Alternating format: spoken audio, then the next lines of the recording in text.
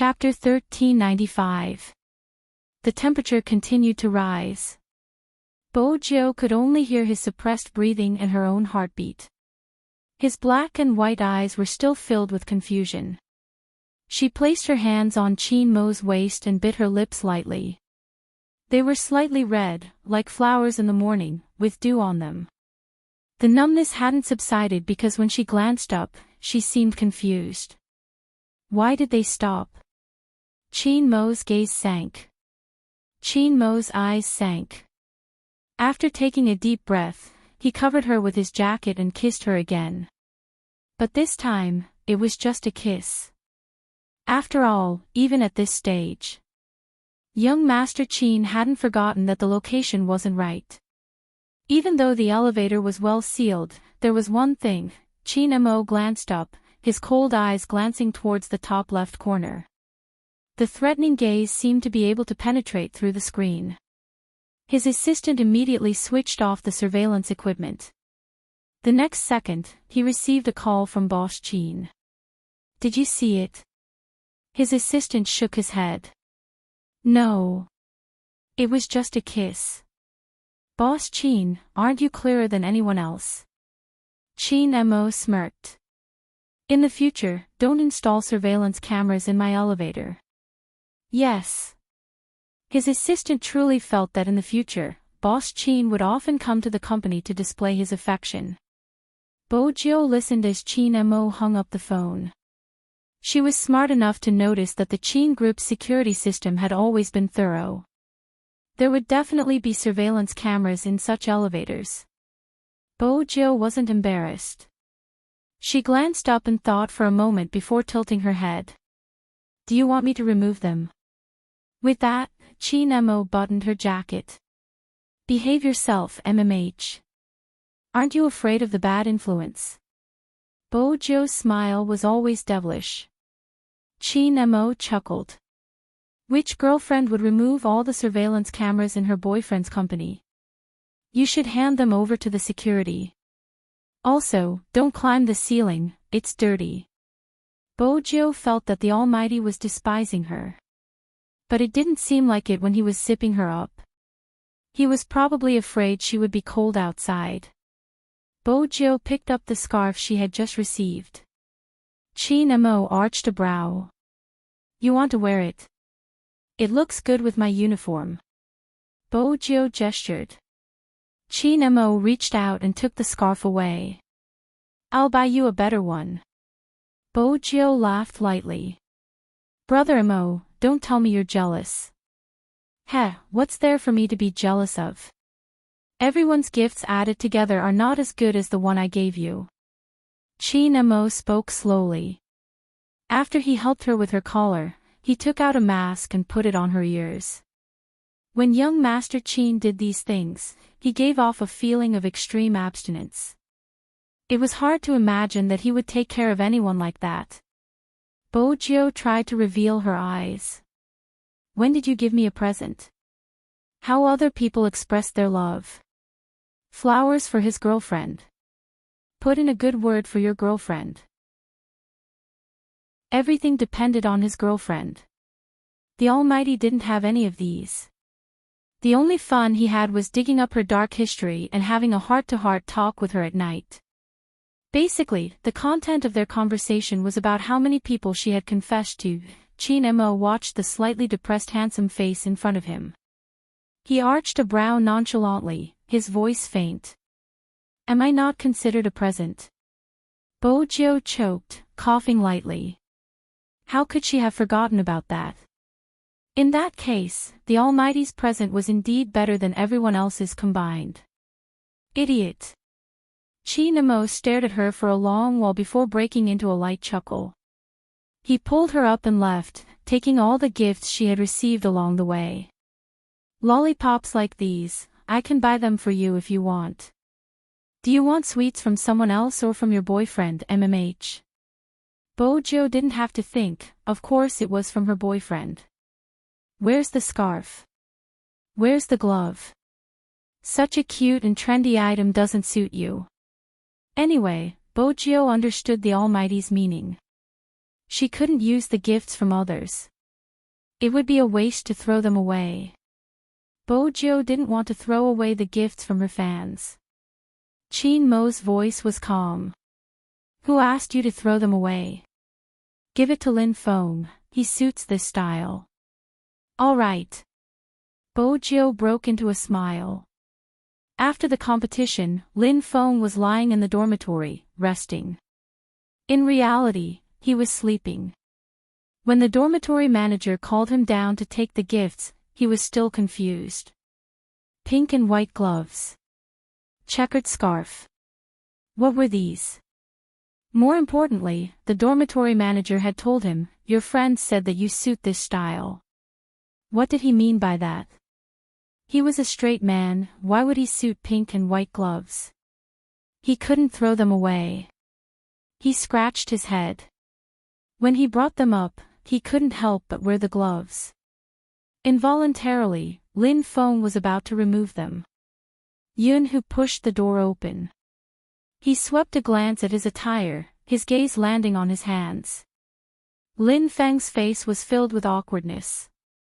How was he supposed to explain the origins of the gloves to a gay? In the end, it was just a glove, not a condom. Why couldn't he explain it? It was just a little pink in color. Cough, I don't know which girl who has a crush on me gave it to me. Lin Feng had a serious expression on his face. I've already told them not to give me gifts all the time. Unfortunately, I'm too handsome, so I'm always troubled in this aspect. It's probably because the girls gave me the wrong bag and gave me their gloves. Yunhu listened to him quietly. Then he placed the curry chicken he bought on the table. His light-colored trench coat was half open before he smiled slowly. The gloves were given by Captain and Little Spade, they said that this style suits you. Lin Feng, did you know how awkward it was? He had lied and was exposed on the spot. F***ck. All of a sudden. Yunhu leaned forward, his fingers touching the gloves that he hadn't had time to remove. MMH. It does suit you. Lin Feng stilled. It was too close. Ever since the competition, he hadn't been this close. The uneasiness came again. Lin Feng tilted his head to the side and took off his gloves. Yunhu saw it but didn't say anything. He just hung the trench coat on his arm, returning to a safe distance. Come and eat, the cafeteria has a special meal today. Lin Feng was hungry too. Eating was good, there wasn't any uneasiness when he ate. When Yunhu went to wash his hands, he opened the box and took out 2 cans of beer. Boys were always like this. They were always very rough. There was no water during the meal, so he used beer as a substitute. After Lin Feng set up the food, he saw someone walking over and lowered his head to eat. Lin Feng was still a straight man when it came to eating. He took big mouthfuls, burying his head and stuffing his food.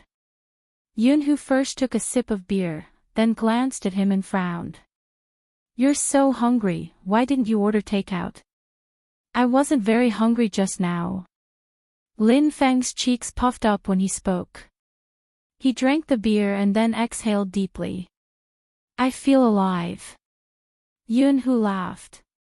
This was probably how liking someone was.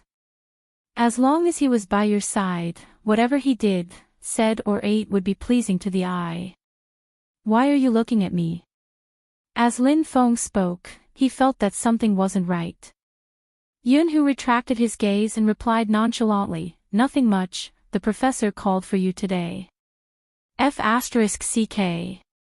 It can't be. Lin Feng bit the bamboo chopsticks. Was he that unlucky? MMH, Yunhu replied. I said it for you. Lin Feng made a heart gesture.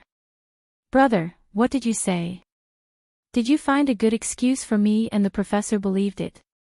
I knew that with you around, I can rely on everything. I said the truth. Yunhu took another sip of beer slowly. He said that due to your heavy extracurricular work, you will continue to skip classes, and asked him to discipline you when he has time. What? There was a loud crack. The chopsticks in Lin Fang's hand dropped. Brother, are you trying to get me killed? Yunhu took another pair of chopsticks and passed it to him. It's a good thing to inherit the Lin family, but there are some people you aren't suited to interact with. You don't have to manage the company, you can learn a lot from the professor. Besides, I'll be in charge of your attendance in the future. The professor has some papers, you can sort them out. Lin Feng couldn't catch his breath. Brothers. Why did everyone like to attend university? It was because of the freedom in university. What did this mean? Attendance and papers. Was he going back to his normal high school life? Moreover, the one who caused all this was his good brother. Lin Feng leaned his head against the wall. My results are really good, I don't have to go overseas. You can tell this to the professor. Yunhu watched his expression of resistance, his fingers tightening. Or do you think it's better to work at the construction site than in school? Lin Feng hesitated. That's not it. Yunhu arched a brow. Is it because of people? Ah. Who?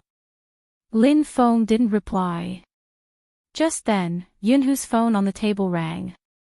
The name that flashed on the screen was not unfamiliar to him. It had been this number before he left the country, and it was still the same number now. That boy. Lin Feng watched as Yunhu picked up the phone. He didn't seem to have anything to hide. What is it? Lin Feng didn't hear the voice on the other side. Because he could not stand the situation, he simply stood up and walked away under the pretext of grabbing another can of beer. His head felt heavy, and he didn't know what he was thinking. He clearly wanted to take a beer, but in the end, he took out a bag of spicy sticks. What was going on? Lin Feng looked at the things in his hands and estimated that it was about time before he walked back. Sure enough, when he sat back in his chair and picked up his chopsticks, Yunhu had already hung up. You eat first, I'm going out for a bit. Lin Feng grunted in acknowledgement. He lowered his head and stuffed another mouthful of rice into his mouth. Then, he added, I might go out later too.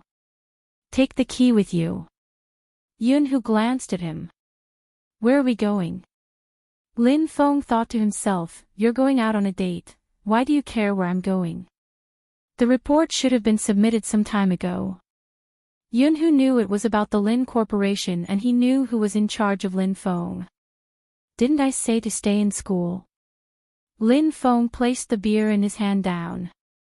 I think it's better outside, I'll tell the professor.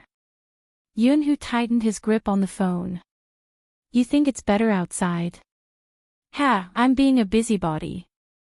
Lin Feng was annoyed by the sound of the phone. No, everyone thinks differently, right?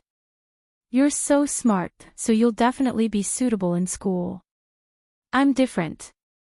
It's not like you don't know that I've always been slow in this aspect. With a personal system to guide me, I can grow faster.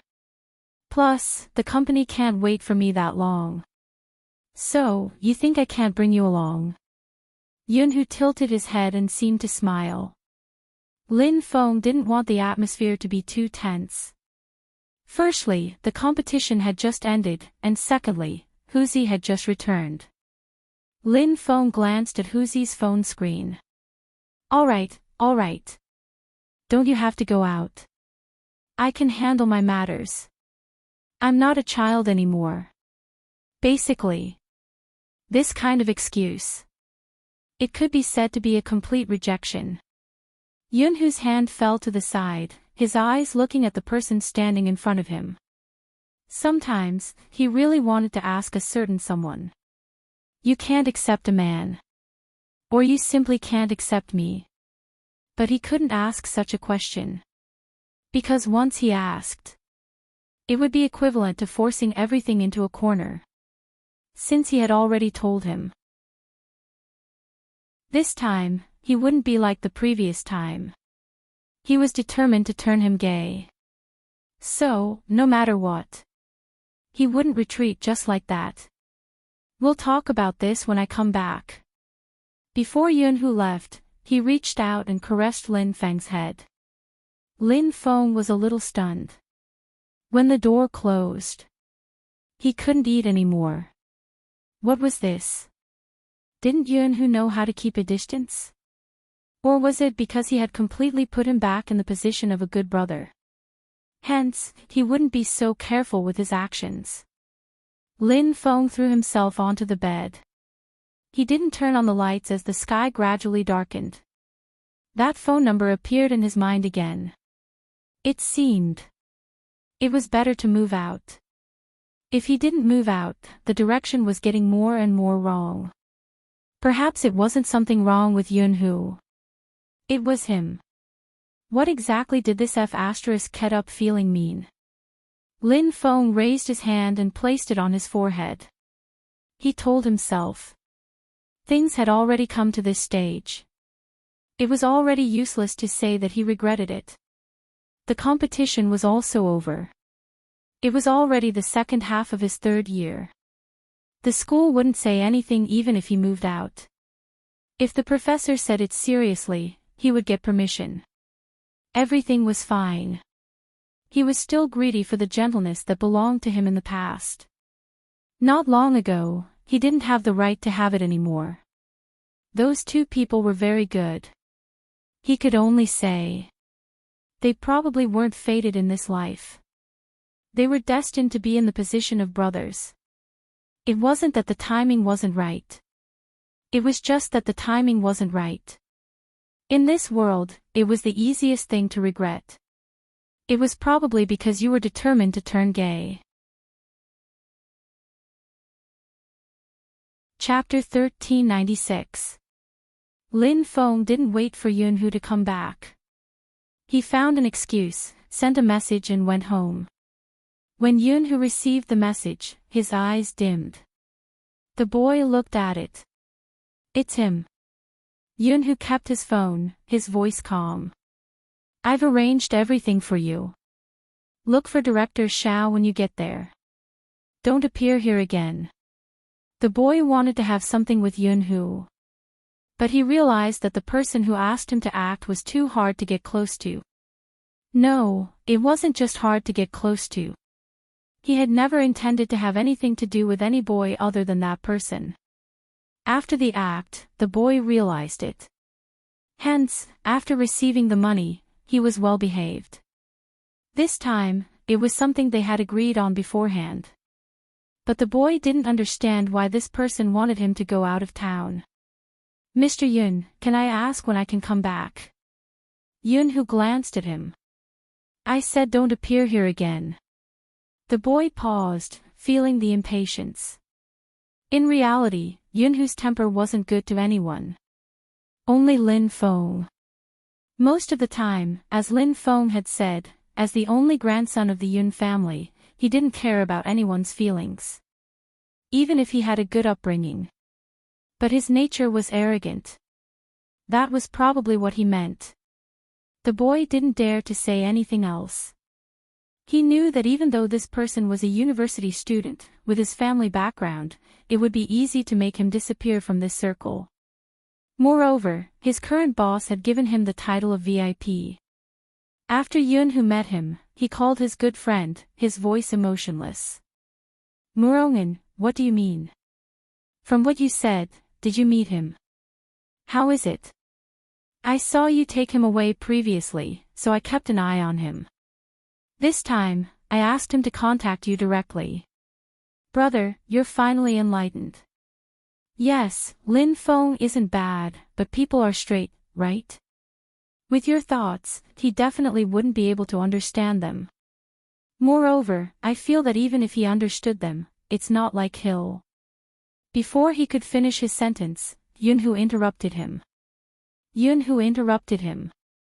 I seem to have warned you before, don't talk about people like him in front of me. Okay, I was wrong. Murongan didn't want to anger this boss. Is it because I don't like my arrangement today?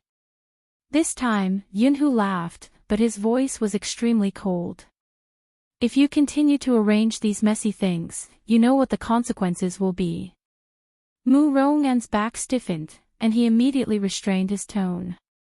All right, I know you're being conservative. The competition is over, so what do you plan to do next? Didn't you say you wouldn't go abroad? Yunhu replied faintly, knowing that he wouldn't mess around.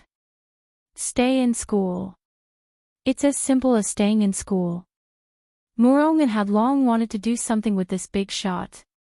Apart from him, probably no one else knew how powerful this big shot was. He was the top student of a university, and he had never gotten that title for nothing.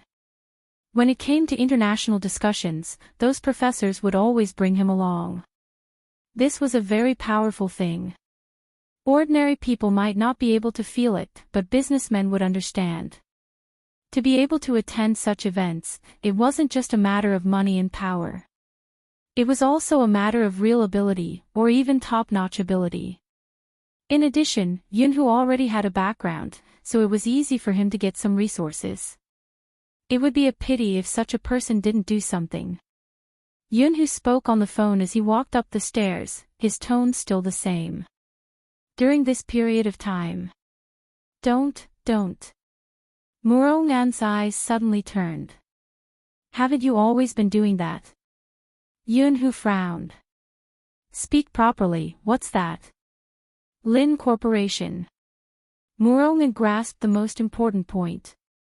Hasn't Lin Feng been running around the Lin Corporation's construction projects recently? They seem to want to cooperate with us. How about it? Are you interested? At this moment, Yunhu had already opened the door to the dormitory. It was already empty. The person who was originally sitting at the table was nowhere to be seen. It was empty as though the wind could pour in. Yunhu closed the door, lowering his lids to glance at the direction of the luggage. Even there was no one there. What was this person planning to do? Hey, are you listening to me, big shot? Boss. Murong'an held the phone, not knowing what was going on over there. He wanted to raise his voice, but a voice came over. He didn't know if it was because it was winter, but it sounded cold. I'll accept the cooperation you mentioned just now. Murong'an really didn't expect it to be so easy. Although he had expected that mentioning a certain person's name would be useful. But according to his understanding, even if Yunhu was a person like this, he might not be poached over.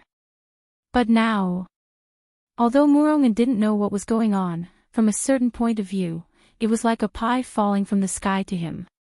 That's great, I'll immediately go and ask the people below to loosen the conditions for them. No need. Yunhu glanced at the empty luggage rack again. The conditions are the same as usual, but there's one more condition. Let Lin Feng come over personally. Don't tell him that I'm in charge. Murong'an understood tacitly, all right. Don't worry, I'm doing things right. Yunhu hung up the phone. He sat on the chair in the dormitory. It felt a little cold. He asked that person to wait for him. But that person took away his luggage. It was obvious that he had the intention to move out. Indeed, for people like them, they could have moved out a long time ago. They just had to apply to the professor. For third-year students, it was easier to operate this way. After all, the students of a university basically had their own set of logic when they were outside. Yunhu was the professor who refused to let him go. Otherwise, just like what Murong'an had said, he would be a CEO wherever he went. Besides, who didn't know this person's face? Most importantly, he didn't want to leave. Regarding this, Murong'an was also clear about it. Firstly, it was because of Supreme Alliance. Secondly, it was because he wanted to accompany someone as simply as possible. Yunhu had once said, if it wasn't for him, or if he wasn't by my side, I really don't know what kind of person I would become. When he said this, Yun, who was lying on the ground. The wine bottles at his feet were all toppled. Only he was sober. Probably only people familiar with him knew this. Yun, who wasn't a good-tempered person, and he wasn't a kind person. Especially when he was young. The Yun family was worried that he was too stubborn and would become a bad person when he grew up. Indeed, Yun, who seemed calm, but he could play with any kind of people. Old Master Yun had once said, if this child was raised well, he would be a political talent. If he wasn't raised well, he would become the biggest headache for the Yun family. If he hated someone, he would use the most vicious methods to deal with the other party. He was polite to people, but he never really put anyone in his heart. There was no absolute concept. Until Lin Feng appeared. At that time, Lin Feng was older than him. But because of his exquisite looks, Yun, who was especially patient with him the first time they met. Yun, who liked beautiful things, be it objects or people. But at that time, he thought he liked Lin Feng because he was beautiful. But the more he waited, the more he realized that wasn't the case. Even if his hands were dirty from playing basketball, he didn't care. Because he was disfigured from fighting, he just wanted to beat up the person who fought with him. The two of them just had to sit together and play Super Mario. When he was 5 years old, he didn't seem to know anything. How could it be calm when boys interacted? Naturally, it was a case of you kicking me once and I kicking you once. But the next day, he would still drink a glass of milk with him. He just found this person pleasing to the eye. The more he looked, the more pleasing to the eye. So pleasing that his mother said, it would be good if Lin Feng was a little girl. Look at how interesting it is when they are together, they even eat at the same time. Or when she was helping him put on gloves. Playing with Lin Feng again. You child, only Lin Feng can make up with you. Old Li has been crying for 3 days. Didn't he just break one of your game controllers? You don't want to play anymore. Lin Feng has broken so many of your controllers, but I've never seen you act like this. Old Li's boy wasn't ugly, he really looked like a doll. But he still felt that the yawning kid was the cutest. Especially the way he protected him. It was unforgettable. But now, he didn't seem to be protecting him anymore. He even wanted to move out. Yun, who sat there, unsure if he was smiling or something. The corners of his lips were pressed down and he looked lonely from afar, on the other side. Mother Lin was surprised to see Lin Feng return home. Why are you back at this hour? Why did you bring so many things? I don't have class tomorrow. Lin Feng replied vaguely. I have a project to work on. This place is close to the company, so I came back first. I'll talk to the professor. Mother Lin looked at him. Son, even though I think it's fine, you still have to take care of the school. I know. Lin Feng placed his luggage. Mama Lin glanced outside again. Are you alone? Lin Feng removed his scarf. Mother Lin arched a brow. Where's who? Isn't he in the same dorm as you? The two of you are so old, could it be that you had some sort of conflict? No, Empress Dowager. Lin Feng was helpless. Don't keep thinking about the plot in your head. Why would I fight with him? Mother Lin nodded. Indeed, who has a good temper? If you fight with him, no one will play with you in the future. Lin Feng. Who exactly is your biological son? Mother Lin asked. Then tell me, since you didn't fight, why did you come back alone? If I remember correctly, who should be in school now? Chapter 1397. Mother Lin noticed that Lin Feng's condition wasn't right today. She had thought that he was really tired because he had to run to school and the company. Plus, the competition had just ended. Her son probably wanted to rest, so she didn't ask further. Lin Feng carried his luggage and threw himself onto the bed without tidying up his clothes. Before this, the Lin family had already moved out of the military courtyard. Their neighbor was no longer the Yun family. It was probably because of the gap that had always existed. That was why it was like this now. Fortunately, the competition was over. However, there was another meaning to the end of the competition. Even the interaction between the two of them was about to come to an end. In the past, they could still be connected through the competition.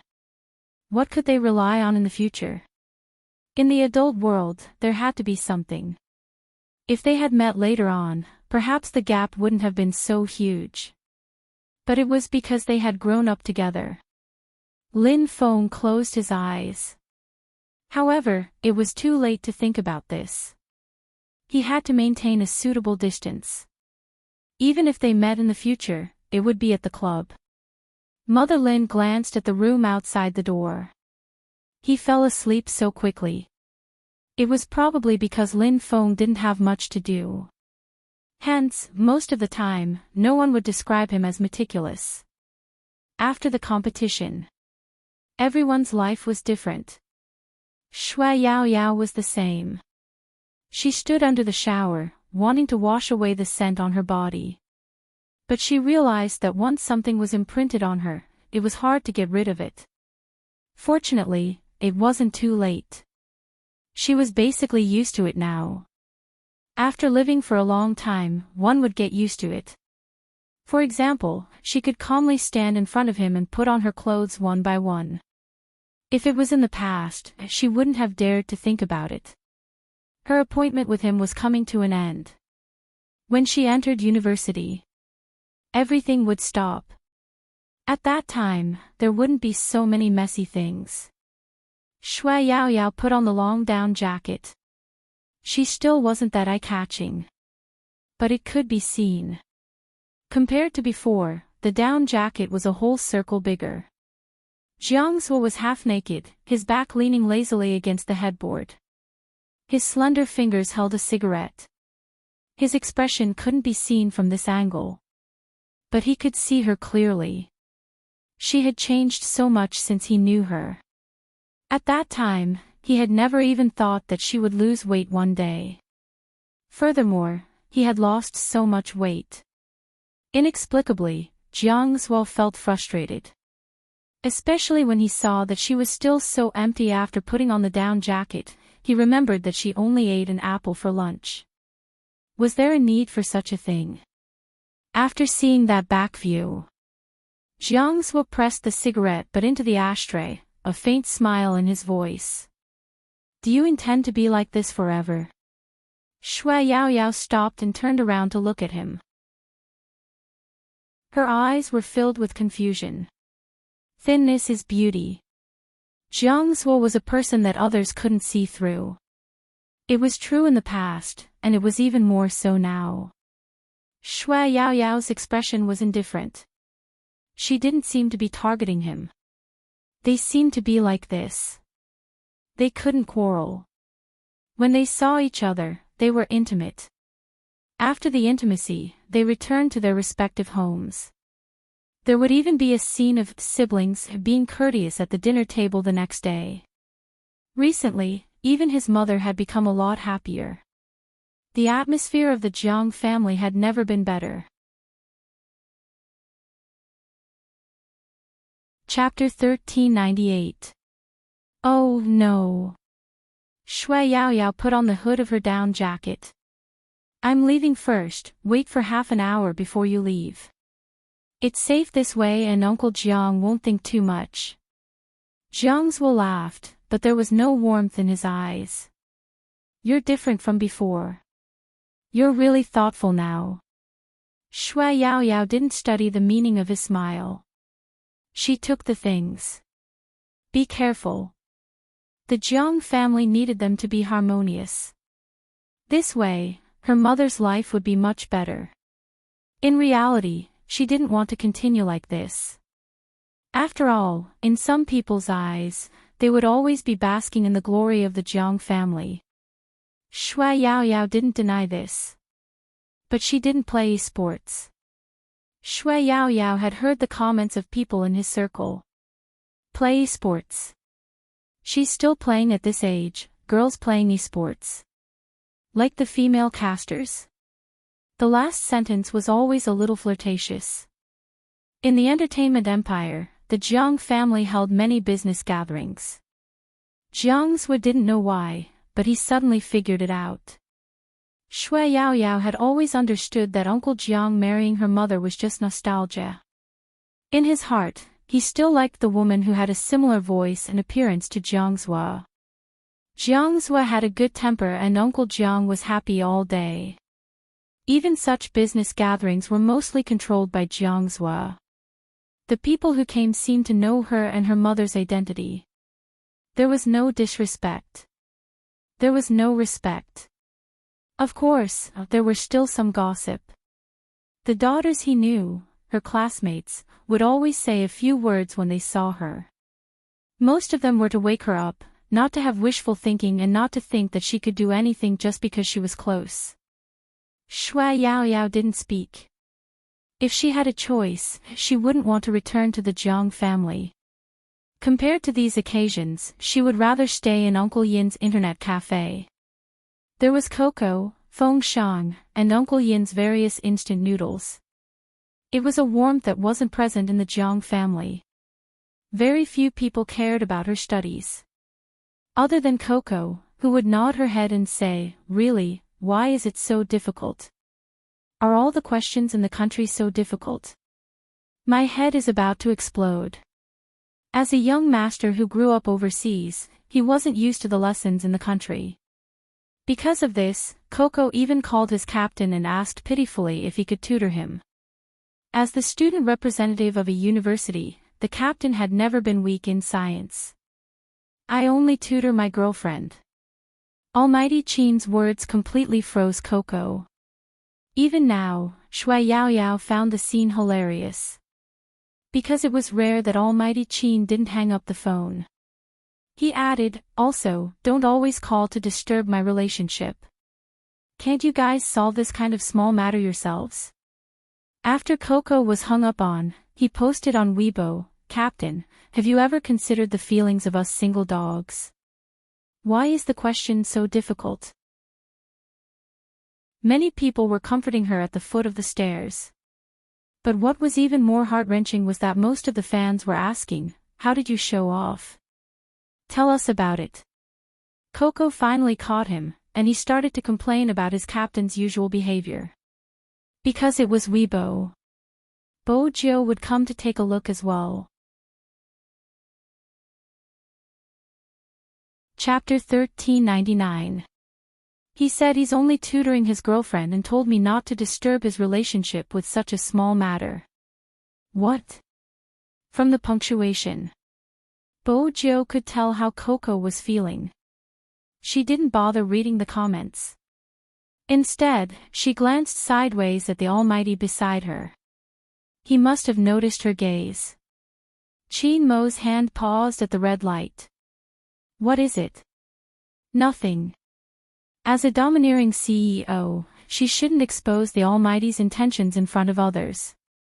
After all, the Almighty could be shy. Once again, little Blackie understood his master's thoughts. He couldn't help shaking. It was puzzled.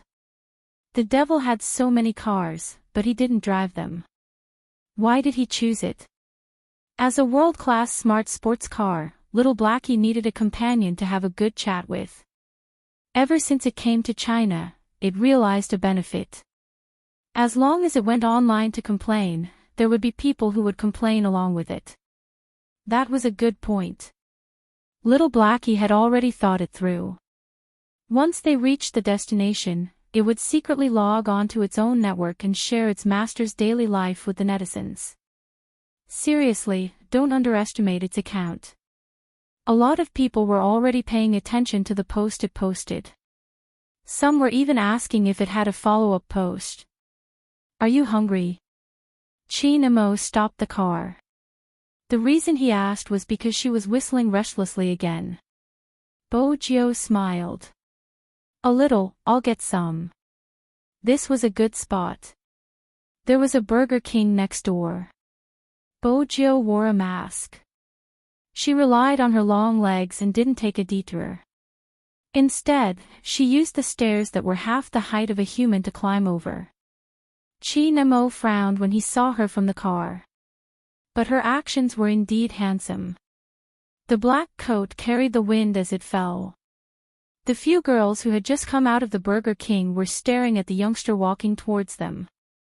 Long legs, slim waist, and silver hair with a mask. They couldn't help trying to guess her identity. Their first thought was that she was an internet celebrity. But she didn't look like one. After she entered, she took out her wallet and didn't remove her mask the entire time. Instead, she bought a bunch of things. From his voice, they couldn't tell which streamer he was. It's such a pity that such a big brother doesn't dabble in the internet. The girls still wanted to find some clues. The youngster had already bought the good stuff. With a takeaway paper bag in one hand and a cup of unsweetened coffee in the other, he walked over. They still couldn't tell who it was. She just felt that her side profile was enough to make one's imagination run wild. What would happen if he took off his mask? Bojo noticed that someone was looking at her. She didn't avoid it, her eyes curved into a smile. In an instant. Then, he heard an "aww" sound behind him. Someone also took a photo and posted it on Weibo. Today, I saw a young man with silver hair and a black mask. He climbed the stairs to buy a burger. Although I didn't see his face, I felt that he was very handsome. The words "black mask" and "silver hair" quickly caught everyone's attention.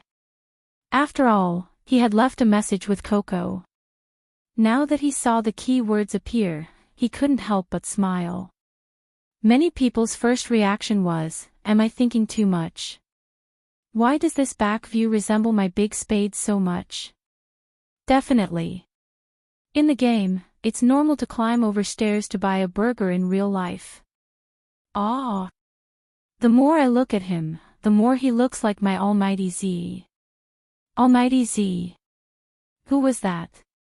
The girl who posted the photo didn't play games, so she didn't know anything about esports. But that was it. Strangely, the number of shares on her Weibo suddenly increased to a frightening level. Many people were at her, asking for her coordinates.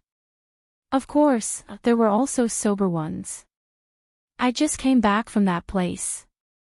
I'm so sad, I feel like I've missed my big spade. It's probably too late to go over now. Am I the only one who noticed that Big Spade was holding a cup of coffee besides the Coke? He must have bought it for Almighty Chin. He must have bought it for Almighty Chin +1. Almighty Chin always lets his girlfriend buy things while he stays in the car. Let his girlfriend take revenge for him. Let his girlfriend fly him. Facepalm, I don't want to say anything about Almighty Chin's relationship. As a senior Chin fan, I just want to say, Big Spade, you can't return it. The fans' worries didn't come true. After all, what kind of person was young Master Chin? How could he give someone the chance to return him? He asked someone to get out of the car to buy things, more or less because his phone kept ringing.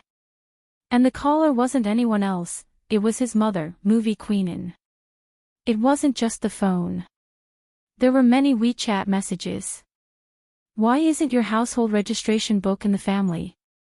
I received a call from Countrywide today, saying that they want to have a marriage alliance with our family. I asked your father, and you actually agreed. You actually agreed, Chin Mo. Let me tell you, if you dare to abandon my Joe, you're finished, let me tell you. Movie Queenin had always been elegant, but no matter how elegant she was, when her son didn't even reply to her messages, the anger in her heart rose layer by layer. This cold boy, was he courting death? Her manager was trembling at the side, reminding her softly, there's media, there's media. How could she still care about the media at this time? She took a deep breath, her beauty in full swing. Continue to call him. The manager was also from a branch of the Chin group. What else could he say? That was Boss Chin. In the past, he didn't even dare to breathe loudly. Now, under movie Queen Anne's instructions, he had already called him no less than 3 times. Why did Boss Chin knock off normally today? As his subordinates, it was getting more and more surreal. Boss Chin might be busy. The manager maintained his smile, finding an excuse.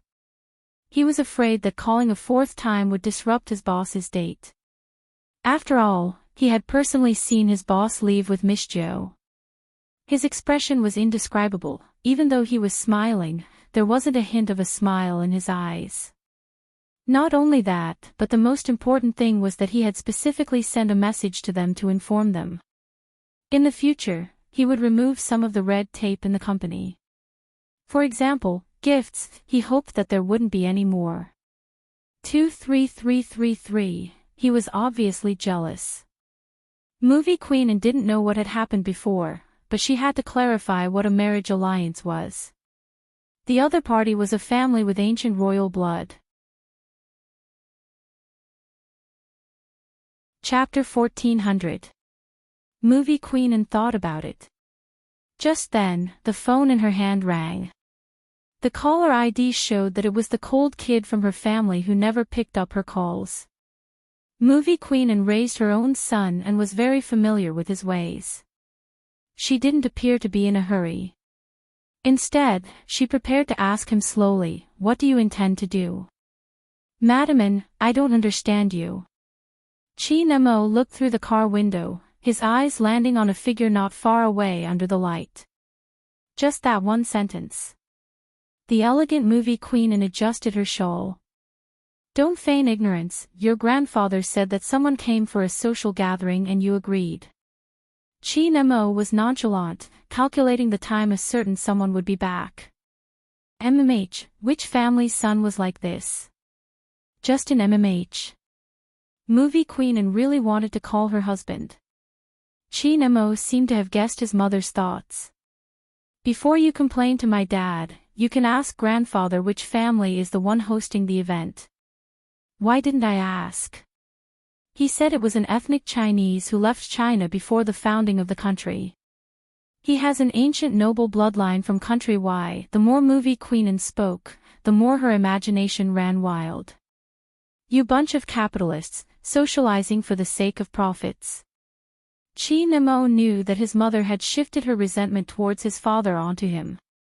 "You didn't investigate carefully. You can ask grandfather and you will know why I agreed." Movie Queen narrowed her eyes, changing the topic immediately. "Why don't we have your household register at home?" "I gave it to your little male almighty," Chin Mo said casually. Movie Queen thought for a moment, going straight to the point. "What does giving the household register have to do with the socialization?" "Your little male almighty needs a hint before he acts." Chin Mo didn't deny it, revealing more information. Movie Queen felt that there was a trap behind it. "Are you trying to trick Joe again?" "Madam, watch your words, we are mutually in love." Chin Mo glanced out of the car window, his long fingers tapping on the steering wheel. "All right, she is coming back soon. You can ask about the socialization. Also, Mizzen, I don't mind if you become a fan of your little Prince Charming, but don't be too ostentatious. For example, don't show up at the gift-giving events that are organized. You know your own influence. If you show up, the attention will be too much." Movie Queen was indignant. "You make it sound as though I'm troubling you. I'm helping my male idol gain popularity. In the future, the Chin Group will create a few more sales channels for anti-fans like you. You can invest your money in your little almighty," Chin Mo said casually. Movie Queen tilted her head and glanced at her manager. "Your boss Chin even wants to earn money from me, his mother." "Goddess, the media, the media." Chin Guan's agent broke out in a cold sweat. He had never seen anyone with more personality than Boss Chin. Chin Mo returned to the original topic. Don't call again, it's better not to let her know about this. I'm still waiting for her to marry your son. Movie Queenan, the agent didn't know what to say anymore. He just wanted to cover his face. He really didn't expect Boss Chin to be such a person. After Movie Queenan hung up the phone, she was extremely happy. When the corners of her lips curved up, she was incomparably beautiful. My cold little boy finally got it, so that's what happened. The agent exclaimed in surprise. He wanted to ask Movie Queenan, wait a moment. Didn't you hear what Boss Chin said about waiting for her to marry him? To put it simply, he was going to marry her. The sole heir of the Chin group. He was chased by countless fans. The most popular, most valuable, most profitable, and most good-looking almighty Chin. He was going to marry someone. Marry someone. The agent felt that he needed some time alone. Really, in the days to come. Boss Chin was going to marry someone else. Who was going to manage the Chin group? And the business circle, the internet, the media, the agent could almost predict such news. What kind of explosive consequences it would cause.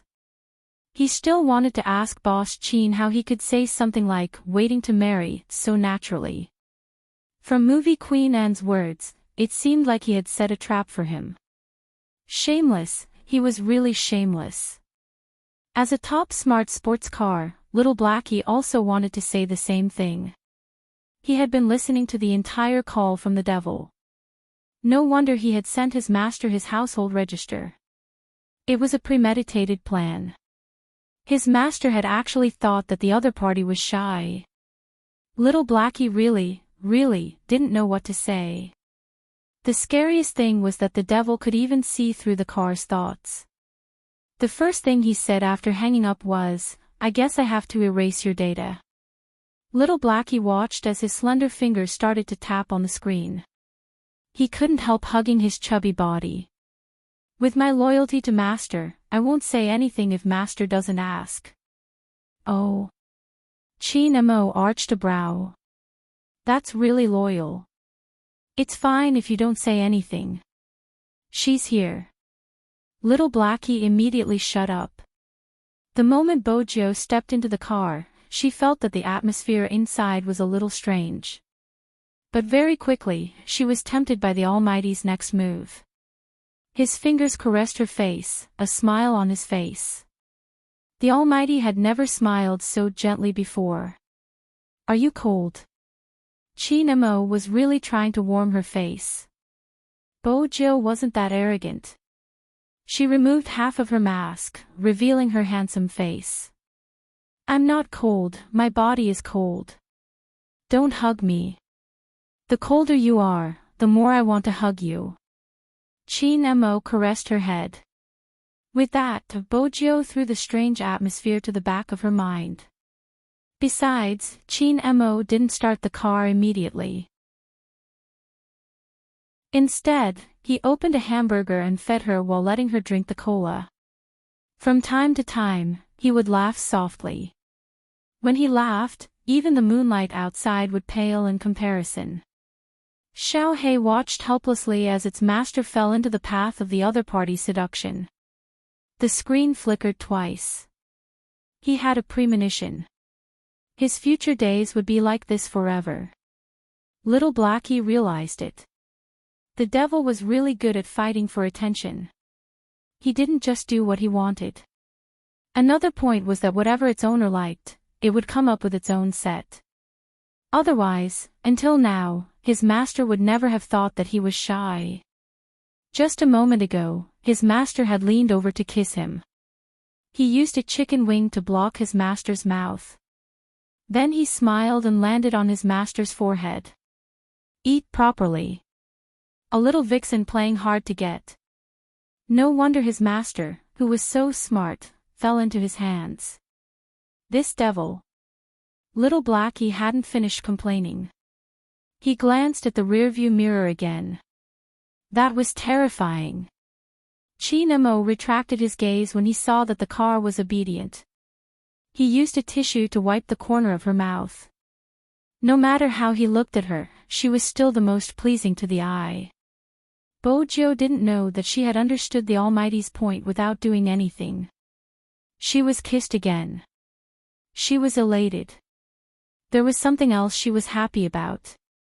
She had received a message when she was buying the hamburger. Grandfather Butler had sent her the message. The content was simple. Everything is ready. I'm now proposing marriage to the In family. Proposing marriage. Bojo realized that she loved hearing this word. Once Grandfather Butler was done, she could start on her side. Chi Nemo didn't know what she was smiling about. There was obviously a mischievous smile on her face. On the other hand, Grandfather Butler was rather formal. A tuxedo was a must and he had brought along his most sincere cooperation. Everyone knew that old master and didn't meet people casually. The In family was different from the Chin family. All their business was overseas and they had been doing business for a long time. People often said that wealth didn't last 3 generations, but this had never happened in the In family. Now, it was movie queen and old master and had tried to stop her when she wanted to enter the entertainment industry. But because of that kid from the Chin family, old master and had relented. After all, that person had said that no matter what, someone would inherit the In family's business. To say that this point had really been achieved. Especially his grandson, who had been outstanding since he was young. Many people wanted to get to know him. Most of them were socialites. Both domestically and overseas. But old master and knew better than anyone else. That kid had always had someone in his heart. It was also because of that person that old master and had never asked about his grandson's marriage. Because he knew better than anyone else how long his little grandson had waited outside the door with the amulet when he had moved back from overseas. Honestly speaking, that was the first time he had seen his grandson in such a vulnerable state. His mother had been worried that his grandson didn't want to return. In reality, it wasn't just that he didn't want to return. It was that his little friend had suddenly disappeared. That was also the first time he had heard his grandson ask such an innocent question. At that time, his grandson had been really young. No matter how young he had been, he had only reached his waist. He had raised his exquisite little face. "Grandfather, do you think she will come back?" Old master and had been in the business world for many years. With one look, he could tell that the family next door wouldn't be coming back. Everything had been moved away. It was as though she had never lived here before. The connection had been cut off so suddenly. Something must have happened. Old master and knew it clearly. But he still told his equally rational grandson a small lie. She likes you, so she will definitely come back. But I quarreled with her. The little grandson was like a little prince. He stood under the moonlight, still wearing that little suit. When he pouted, his eyes were a little red. She is so stupid, she doesn't even know how to use the blanket at night. She always likes to climb over the wall. When she plays games, she doesn't care about anything else. She doesn't even know how to roll up her sleeves when she brushes her teeth. At that moment, old master and finally understood. The child next door. What exactly did she mean to his grandson? That grandson of his was very cold to everyone. He had never liked to talk since he was young. But he had said so much in one go. With every sentence he said, the emotions in his eyes deepened. Old master and couldn't bear to do that. But the Bo family had a special identity and many things couldn't be controlled. Originally, at the start, he had thought that the child would forget after a month. But looking at his grandson who wasn't even willing to eat, old master and had been really anxious. It was impossible to contact the Bo family. Hence, he had brought his grandson back to the country. He wanted to leave that place with memories. It would definitely be better for his grandson. But still, there was nothing. At that time, his grandson seemed to have been completely plated. He had become normal. Perhaps it was obvious that the gap between him and his peers was getting bigger and bigger. Very few people had seen him smile again. His personality became more and more indifferent. He didn't even have a little willfulness anymore. Old Masterin had always felt guilty about this. If he hadn't brought his grandson overseas, this situation wouldn't have happened. Just like that, 1 year passed. 2 years passed.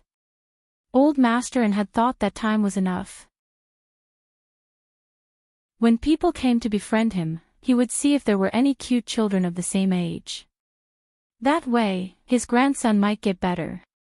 But very quickly, he also realized that no matter how cute the children were, his grandchildren were all the same. He didn't have those people in his eyes. Except for those 2 or 3 of his good buddies. When little girls came, he wouldn't even lift his eyes. At that time, there were tomboys who liked to climb over the wall. The girls raised in the military compound were more or less tougher than the girls outside. But his grandson was still indifferent. Maybe he thought he was indifferent. Grandpa clearly remembered what his grandson had said before he went to bed that day. "Grandpa, don't worry. She never climbs over the wall like this. I'm always worried that she'll fall off the wall, but she doesn't worry and doesn't look at anyone. You said that she likes me so much, so she'll definitely come back. I'm still waiting." Old Masterin had never thought that a boy who wasn't even 10 years old would say such a thing. He didn't sleep for the entire night. When he woke up the next day, during breakfast, he treated his grandson the way he would treat an adult. Because Old Masterin knew that he couldn't treat his grandson, who had a heaven-defying IQ and EQ, like a child. Many things are complicated. Sometimes, our wishes might not come true. You and Joe are too young. If she doesn't come back, you can't keep waiting, right? He looked up from the dining table. His little face didn't have any edges yet, but he vaguely looked like a man. "If she doesn't come back, I'll look for her. It's not a big deal. If I can't find her in a year, I'll look for her for 2 years. If I can't find her in 2 years, I'll look for her for 3 years. After a long time, I will find her. If I really can't find her, I'll stand in the most dazzling place for her to see. I taught her the Chinese characters, she can't just eat them." Old Masterin didn't say, "What if she forgot about you?" But what happened next was beyond his expectations. It wasn't that she forgot about him. It was that his grandson forgot about the person he had been looking for. Every time Old Masterin thought of this, his heart would feel terrible. He couldn't help but feel terrible. He forgot about the person he liked so much. How would his grandson feel? This thought made him unable to sleep. Now, he actually saw a certain symbol again. Chapter 1401. 3 years after the Bow family had moved away. They had met before. He was a qualified butler. He was definitely first class in terms of etiquette. The old man with foreign blood took off the gentleman's hat on his head. He was dressed in a well-ironed suit and bowed in a standard manner. "Misterin, we meet again after so many years. You are still as elegant as before. Eric." Old Masterin could almost call out his name at a glance. The assistant standing at the side had never seen his chairman like this. It was obvious that Old Masterin was emotional. His hand that was holding onto the dragon head walking stick was trembling. "You are still here. Not only am I still here, but young Lord is also here." He smiled very sincerely. One could see the feelings in it. It was as if they had met good friends. The assistant watched as the butler, who seemed to have walked out from the 19th century, walked to the chairman's side. "To be honest, Misterin, I came this time to help our young lord with something." Although Grandfather Butler did not have Chinese blood, when he spoke in Mandarin, his pronunciation was very good. It was just a little exotic. When young Lord was young, she was taken care of by Mr. N's family, especially young Master Chin. Young Lord has always remembered how well he treated young Lord. Although I haven't seen it with my own eyes, ever since young Lord moved away, almost all the topics were about young Master Chin. Now that they have grown up and are together again, I wonder if Mr. N's words from back then still count. The two families are on good terms. You are the one who wants to propose. Previously, old Master N had only received a visit letter. He didn't know who the person was. He had wanted to ignore it. But when he thought about it, how could such a thing happen? Which family would mention the N family when proposing? They had mentioned his grandson. This was something that only a bear's heart and leopard's gall would do. But what old Master N didn't expect was that his grandson had actually agreed to it after hearing about it. Agreed. This wasn't like him at all. In the past, he had always been indifferent when someone brought up this matter. Not to mention agreeing. As smart as old Master N was, he immediately thought of something. His grandson knew the person who had written the visit letter. Otherwise, when he had received his grandson's call and asked him to come over to explain this matter, there wouldn't have been a smile in his voice. He still remembered his grandson's reaction when he heard the news. Really? He came to propose. Then he kept laughing. He kept laughing. It was so funny that even he, the grandfather, found it interesting. Hey, kid, are you feeling so good? At that time, his business partner was standing next to him and looking at him. Grandpa N's face was both helpless and happy. It had been a long time since he had seen his grandson like this. Just like a little kid. Yes, it's very beautiful. Grandfather, please agree for me. I'll be back soon. It was in the afternoon. It was already night time. The person who proposed marriage had arrived and revealed his true colors. However, old Master N could never have imagined that it would be an old acquaintance. At this moment, he immediately understood. No wonder his grandson was so happy. When he picked up the call, he could clearly hear the faint smile on the other end of the line. So it was her. In that case, Grandpa N seemed to have thought of something, and his eyes suddenly reddened. My grandson's memory has returned, right? Along with his childhood memories.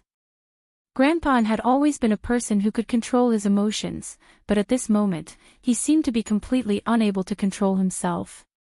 It was an indescribable feeling. His throat was blocked, and he couldn't say a word. Grandpa N could only use a light cough to relieve himself.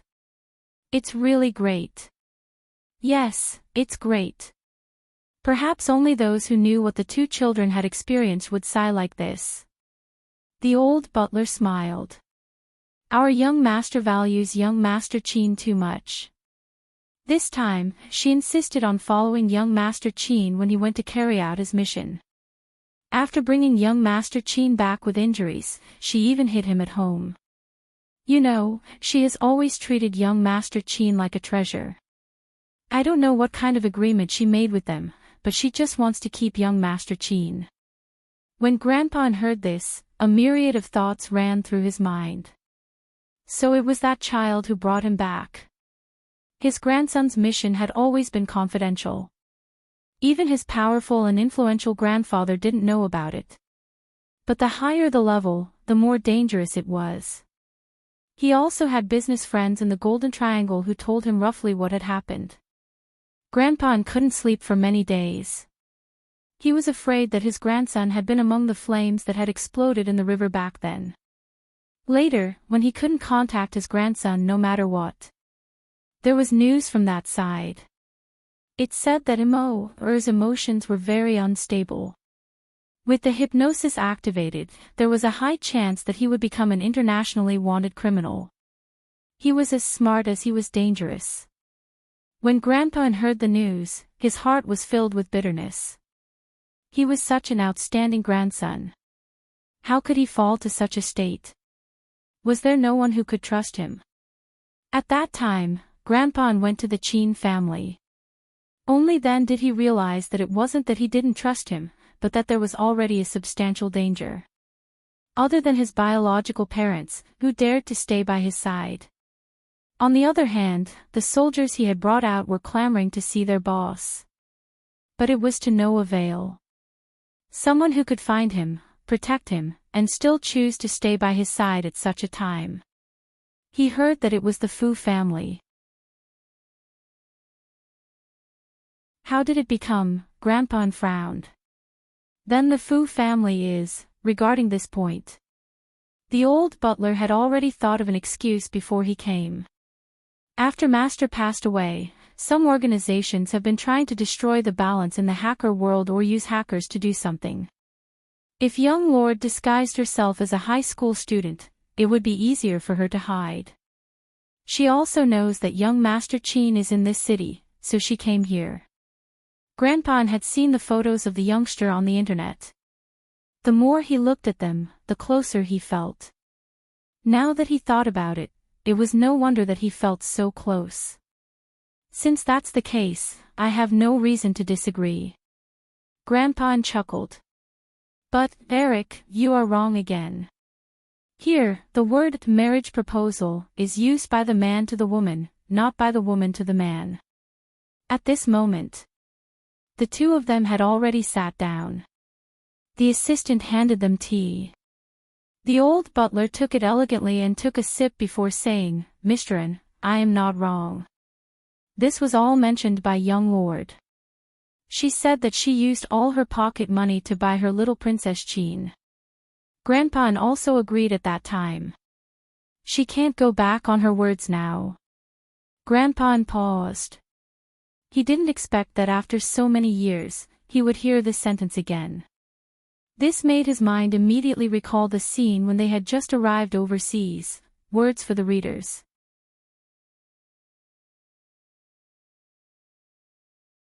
Chapter 1402.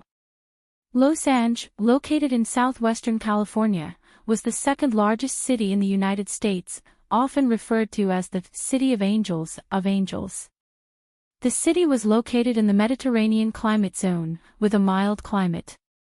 Generally speaking, it was dry all year round with little rain, only slightly more rain in winter.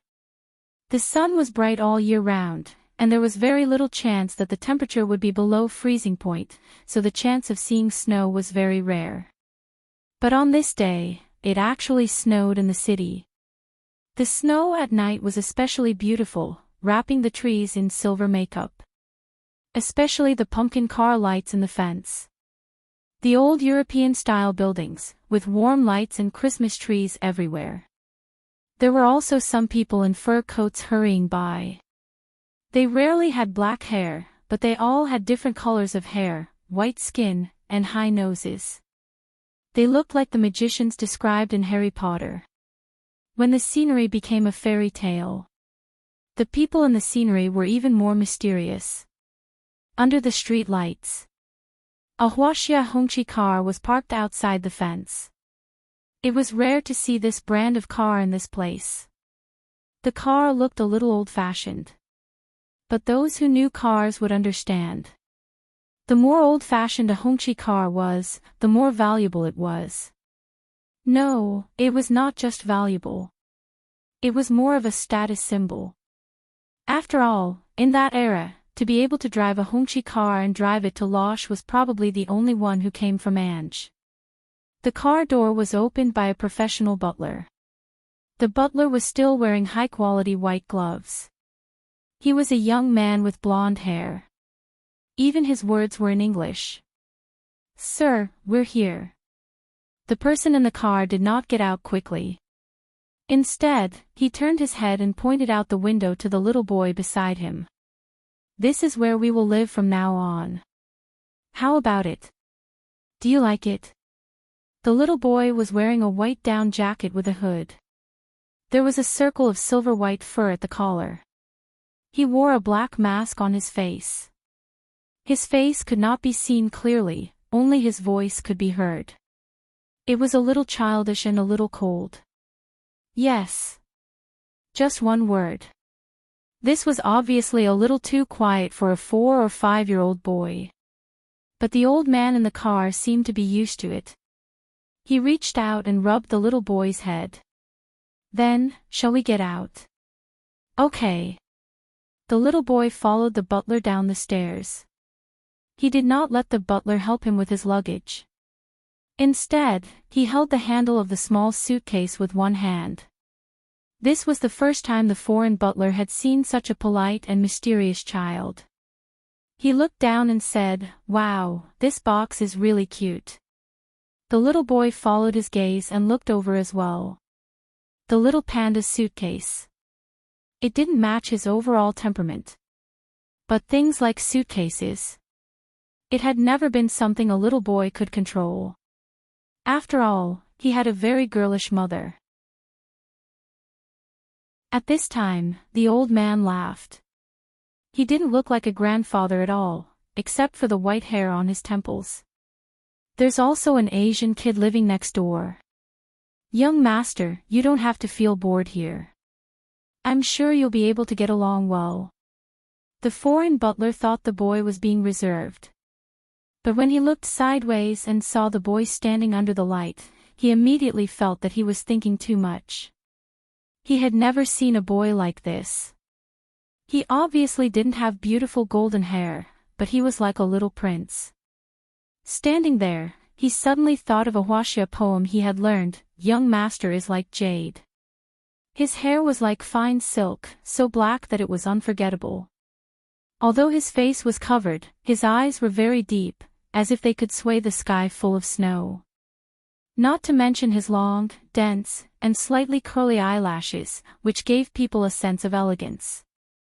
Ah! The foreign butler sighed again. Eastern children were really too good-looking. In fact, the foreign butler didn't know. He wasn't the only one who was addicted to this beauty. There was also someone who was studying her little keyboard. On this day, someone wanted to go out and play. But after thinking about it, there was nothing fun outside. It wasn't as fun as taking things apart. After all, she had beaten up all the children nearby. It was really not easy to find someone who was willing to play with her. For this, she was punished to stand. She agreed to stand. It was too boring to stand without anything in her hands. She simply hugged her little keyboard and stood obediently while admiring the rare snow scenery outside. There was even a tiger's tail behind her. She didn't expect that there was something more beautiful than the snow in this world. Could that person be Snow White? Someone searched for the fairy tale knowledge in his mind. He looked at his face. Then he looked at the little figure outside. It was Snow White and looked better than her, like a doll. The little suitcase was also very cute. That was a panda, right? It was something that only existed in Huaxia. She heard her father talk about it. It was really cute. Even the little princess's suitcase was cuter than hers. Thinking of this, someone looked at the small square in her hand in disdain. Well, it couldn't compare at all. The little boy standing in the snow still didn't know that he was being targeted and that the other party treated him as a princess. The word princess, to explain it in depth, was to treat him as a woman. The old man was probably afraid that the little boy wouldn't be used to it, so he took a step forward and patted his shoulder. Your parents will take you back soon. Andy also said that there is an Asian child next door. He is from Grandpa's friend's house. You don't need to be shy, that child will definitely get along well with you. Okay. When the little boy lowered his head, his eyelashes fell, forming a shadow. The old man couldn't understand his grandson's emotions. After all, this child had been like this since he was young. It was too worrisome. Go in. He was a little boy after all. He still let people hold his hand. But the little boy's eyes were still dark and calm. One hand was held by his grandfather, and the other hand was pulling the suitcase. They walked into the yard where they were about to start a new life. There was a strong American style everywhere. Ordinary children might like it very much. But the little boy was as usual and didn't show any expression of surprise. Even the pumpkin lantern car and cake in the yard didn't arouse his interest. The old man thought that it would be better to wait until tomorrow. He heard that the child next door was very lively. He hoped that he could inspire his grandson.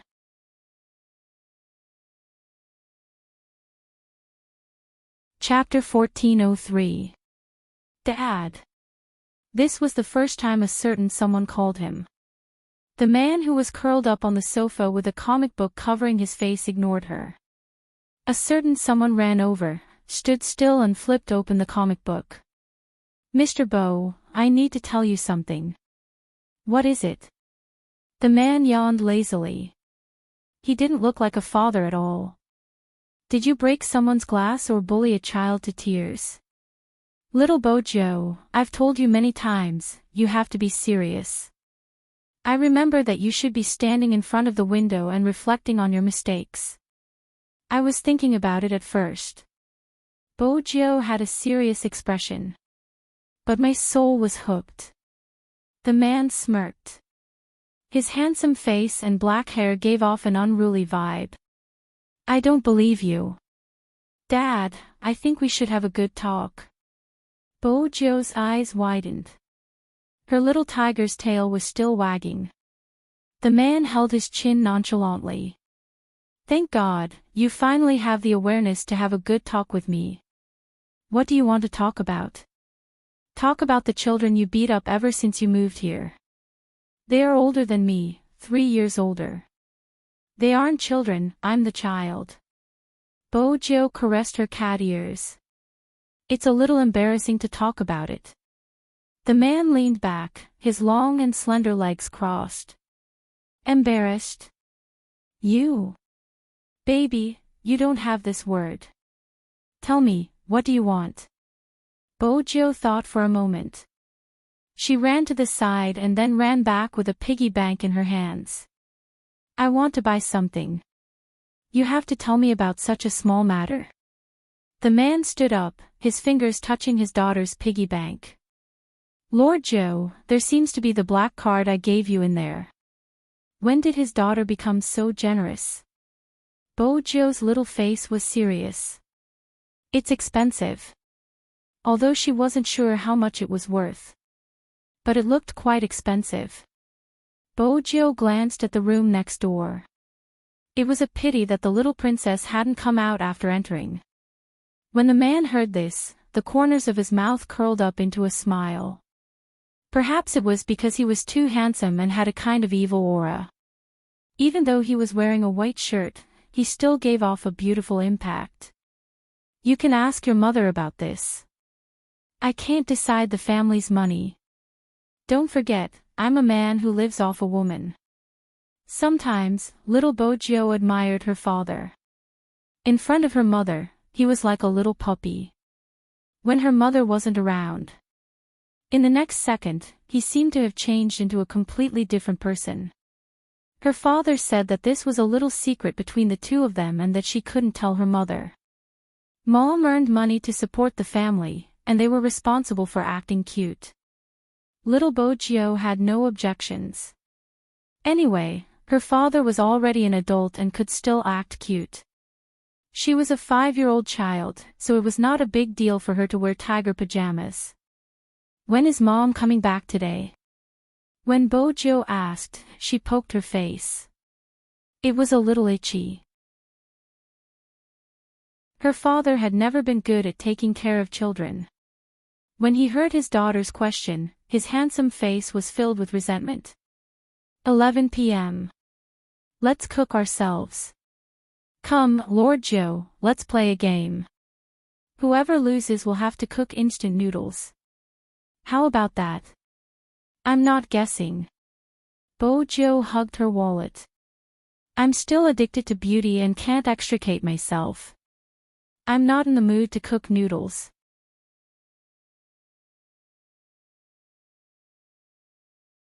Chapter 1404.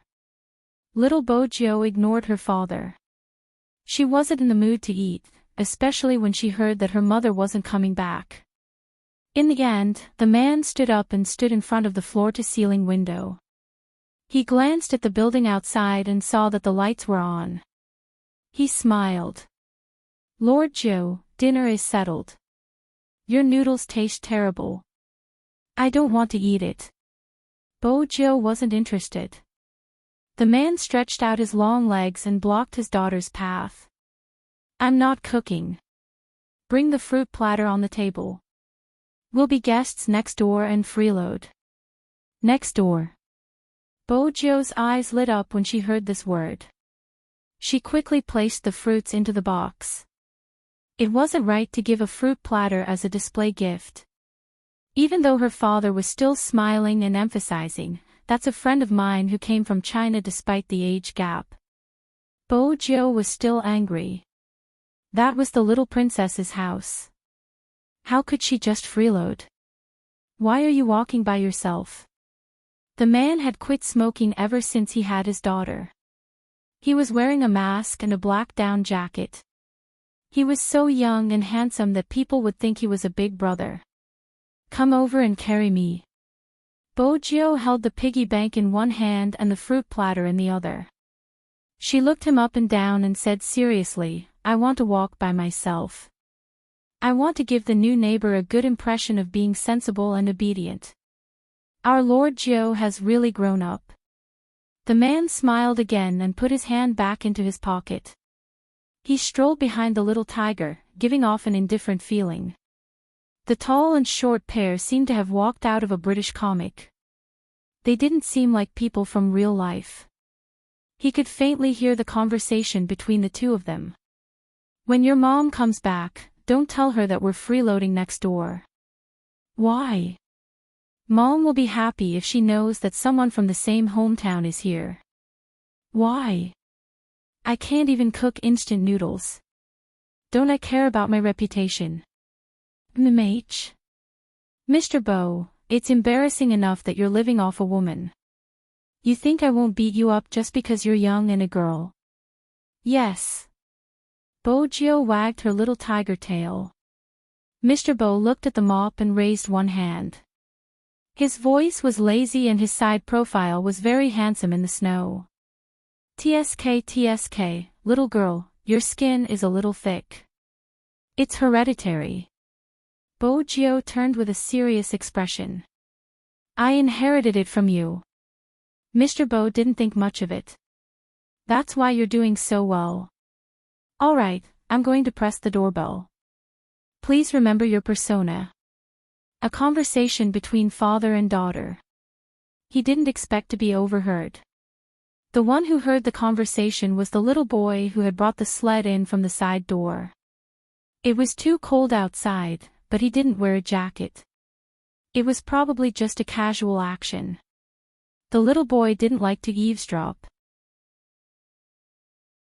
Rather than saying that he didn't like it, it would be more accurate to say that he didn't care what others said. Even so, he paused for a moment as he picked up the sled. After all, the conversation between the father and daughter was different from ordinary people.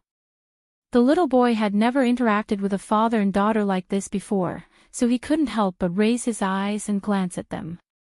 But it was only a matter of a glance. Very quickly, he closed the door. He looked at his grandfather, who wasn't far away, instructing the butler to prepare for tonight's dinner. He asked him how well he wanted the steak. The little boy was thinking about whether he should tell his grandfather that there were two people standing outside. In the next second, the doorbell rang. The doorbell rang. It was still snowing outside. Old Masterin was still wondering who would come at this time. The butler had already walked over. "Sir, do you want to open the door?" Old Masterin nodded. The butler walked over and pulled open the silver door handle with his slender fingers. Big snowflakes poured in along with the whistling north wind.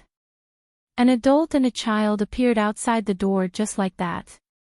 It was probably because the pajamas the little one was wearing were too eye-catching. Old Masterin saw a little tiger at first glance. Her pure black eyes were filled with intelligence as she looked inside. Her ears drooped down like a curly-eared cat. She was cute and handsome. Not to mention the slender man standing behind her. There was a faint smile on his lips. Against the moonlight, he didn't look old at all. He was as bright as the stars but with a hint of evil. "Mr. Andre, long time no see." Old Master N's eyes lit up. "Brother Bo, come in, come in." Little Bojo's eyes started to turn as she listened to the adults' greetings. Where was her little princess? Why didn't she see him? Just as she was thinking about this, Old Master N spoke. Old Master N said, "Mo, come over and take a look at your little friend." Mo, This was the second mistake. The smart little Bojo thought that little princesses were usually very shy, so they were given a name like Mo, Hence, she was even more certain that the person she saw outside the window was a girl. Little Bojo was so confident that she confirmed the gender of her little princess. It wasn't a fantasy at all. When she saw the figure walking towards her again, she was even more confident. The other party was wearing small panda slippers but his pants were tight, sticking to his slender and straight calves. It was very pleasing to the eye. Moreover, he had taken off his jacket. The bright red sweater inside was like the maple leaves she had seen before. However, his skin was like the white snow that had just fallen outside. His eyes were as bright as the stars and his eyelashes were so long that even though they were so far away, the length of his pure black hair could still be seen clearly. He stood there, his black hair like splashed ink. The noble aura that came along with it reappeared in Bojo's eyes. The north wind blew again, responding to the bonfire inside the house and the Christmas tree outside the house.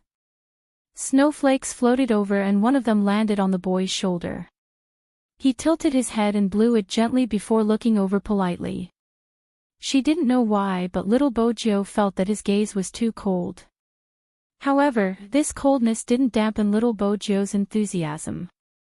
The fairy tale book said that there were many types of princesses. The one she met today definitely looked cold, but in reality, she was easily shy. She had to control herself later. She couldn't be too frivolous. She couldn't beat William like she did previously. She had to be patient with the little princess and speak in a gentle voice. Since she had brought her piggy bank back, she felt more confident. Anyway, she didn't want to scare him away. She had never felt that there was anyone who looked so good. The one in front of her. She wanted to bring him home as a pet. However, her dad had once said that if she saw something she liked, she had to buy it home. She couldn't take it for free. It was the same on the internet. Hence, little Bojo's first reaction when she saw the little princess was to hug her piggy bank.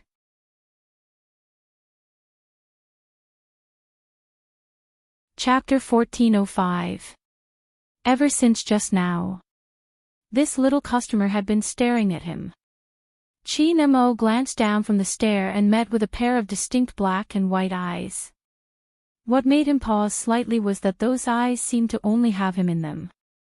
Under the light, he saw himself in her eyes. Her eyes were quite big. This was Chi Mo's only thought. She didn't look like someone who had spoken so much just now. It seemed like she was pretending to be obedient now. He had never seen anyone pretending to be obedient like this. She looked at him unscrupulously. Chi Mo wanted to take a step forward. The child first greeted his grandfather. "Hello, Grandpa." Then she ran in front of him and pushed the piggy bank in her hands forward. Her tiger tail was still wagging. "Momo, how much are you per kilo?" "I'll buy you." "Buy him?" How much was he per kilo? Chi Mo frowned uncontrollably. He looked at the smiling face in front of him and took a step back. He didn't know why, but he had a premonition that his nightmare was coming. On the other hand, Mr. Bo laughed mischievously. Master Joe, you're amazing. I was wondering what you were interested in. It turns out that you were interested in your new little friend. Momo is so cute. It's normal for me to be interested in you, little Bojo said. She turned her head over with a serious expression. Her ears moved. It's a little shy to talk about it. Momo, can you promise me that I will treat you very, very well? Cute. When he heard this adjective, Chin Mo's little face turned slightly cold. Did this fellow misunderstand something? Cute, ha ha ha. Grandpa laughed loudly. This is the first time I heard someone say that my Mo is cute. Little Bojo widened her clear eyes. Didn't anyone say that in the past? That's strange. A little princess like Momo would definitely be liked by many people.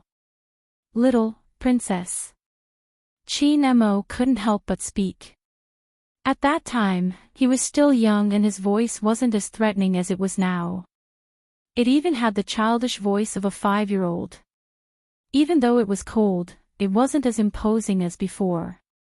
Grandpa was stunned for a moment before he laughed even louder. Even though he knew that his grandson was outstanding, this was the first time he was treated like a little girl by a little friend.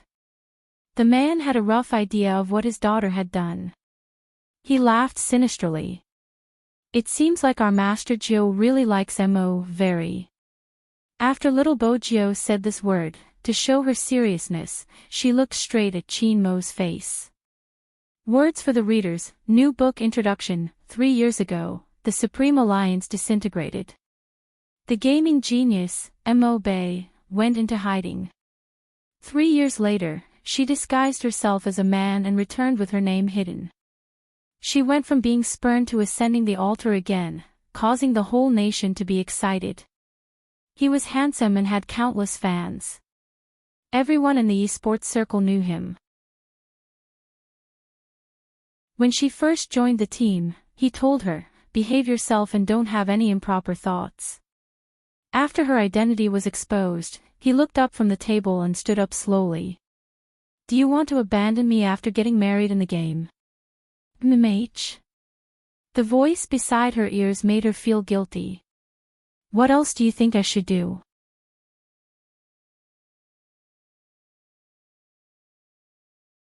Chapter 1406. Chin Mo told himself not to be calculative with someone younger than him. He took a deep breath, lifted his legs, and was about to walk to the dining table. Who knew that the person with the big eyes would suddenly pounce on him? Before Chin Mo could react, he was pushed to the ground by her. Her little tiger claws could be seen. She scratched her head in embarrassment. "I'm sorry, Momo, I didn't expect you to be so weak. I'll control my strength next time and won't be so fierce." "Who told you about controlling your strength and being weak?" "Him." This time, Chin Mo didn't even want to breathe. But this person was like a little heater, making him want to pull her collar and throw her out. But she was too young. Her eyes were so big that it was annoying. "Get up." His tone was cold. Bojo tilted her head, her tiger tail wagging. "Okay." She was very obedient. This made Old Master laugh even more heartily. But he couldn't be too enthusiastic. His grandson couldn't stand it. Old Master pulled the little tiger to the side. "Come, Joe, sit down and eat something." With the beauty in front of her, Bojo had forgotten that she and her father were here for a free meal. But after Old Master An's words, she remembered the purpose of their visit. She wagged her tiger tail and sat down with Old Master An. Her father had once said that Chinese people got to know each other at the dining table. After the meal, Momo wouldn't be as shy as she was now. Chin Mo saw her round eyes staring at him. He tidied his clothes and sat down in front of the dining table according to basic etiquette. He thought that after the meal, he wouldn't have to see this little tiger that affected his emotions. But the moment he sat down, the little tiger used her 2 small hands to move the chair towards him. Then she sat back down. Let's be closer, we can have a private conversation. Chin Mo's side profile was cold. He was naturally arrogant, like a little prince. He didn't want to speak. Bojo tilted her head. Momo, did I tell you that you're very pretty? You're the first. Every word you say makes me want to throw you out. Bojo's eyes lit up. I have good taste. Chin Mo smirked. He had changed his mind.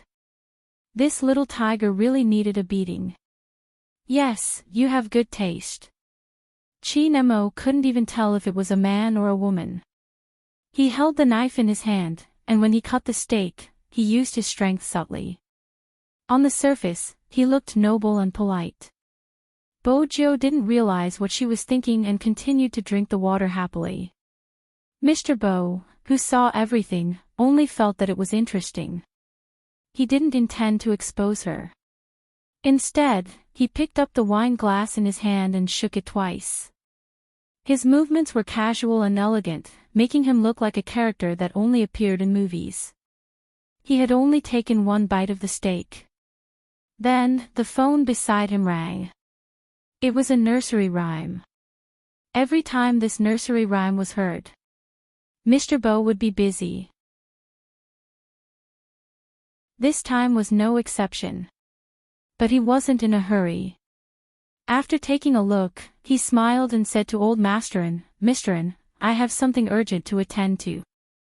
I might need to trouble you to take care of my Lord Joe.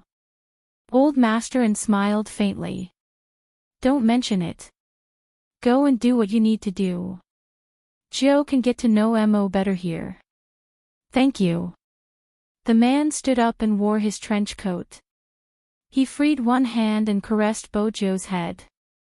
His back view as he walked out was completely different from when he came. At this moment, he seemed to be able to blend perfectly into the night. Even his eyes had turned from lazy to cold like the wind. Not to mention the evil aura that surged out when he lowered his eyes. Bojo watched him leave and then retracted her gaze. Unexpectedly, she was a little listless. This wasn't within Chin Mo's expectations. He realized that he didn't like the way the little tiger drooped her ears. Old Masterin noticed it too. He smiled and said, Joe, don't be restrained. After dinner, Mo will bring you upstairs to play. Can I? The little tiger perked up again. A pair of bright eyes turned to look at Chin Mo. Chin Mo paused and replied faintly, MMH, he was troubled because if he didn't agree, the little tiger would cry in front of him. Forget it. If that was the case, he might as well agree. Momo, you're such a good person. Bojo reached out and wanted to hug him. Chin Mo frowned. His little face was cold. You better keep your tiger claws. Don't force me to change my mind. Bojo looked at her hand and then at the little princess sitting beside her. She suddenly understood. Momo, I know that in China, men and women shouldn't touch each other and can't be too passionate. But don't worry, I'm a girl too. Hee, you're a girl and I'm not. There's no need to add. Chin Mo couldn't be bothered to talk to the little tiger anymore. He just wanted to finish his steak and go upstairs to read. At this point, the little tiger sitting beside him seemed to know her place. She didn't give him any more trouble. She sat at the side seriously and didn't need anyone to cut the steak for her. Even though it was a little difficult to cut the steak with her clothes on, she didn't say anything. The more Chin Mo looked at her, the more annoyed he felt. He reached out and took her plate. He moved the knife and fork. At such a young age, she already had good dining etiquette. Bojo paused. When she looked at the little princess who was cutting the steak for her, the corners of her lips couldn't help but lift. The little princess looked good even when he was cutting the steak. He wasn't as rough as her at all.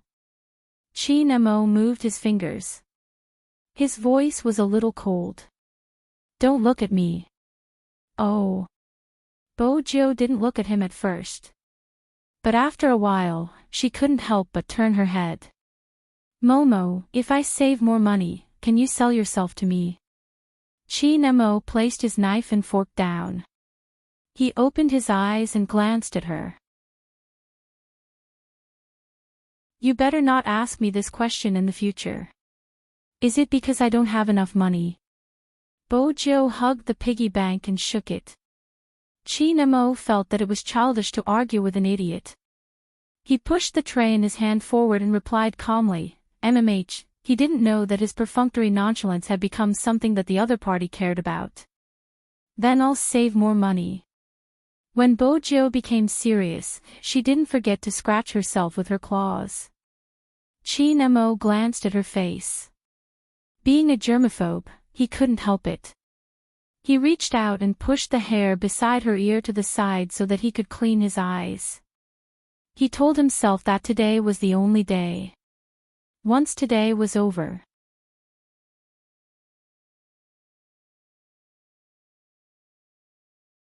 Chapter 1407. Bojo didn't know what the little princess she liked was thinking. But he was even willing to cut the steak for her. Her little princess should have already accepted her. This was a good thing for Bojo.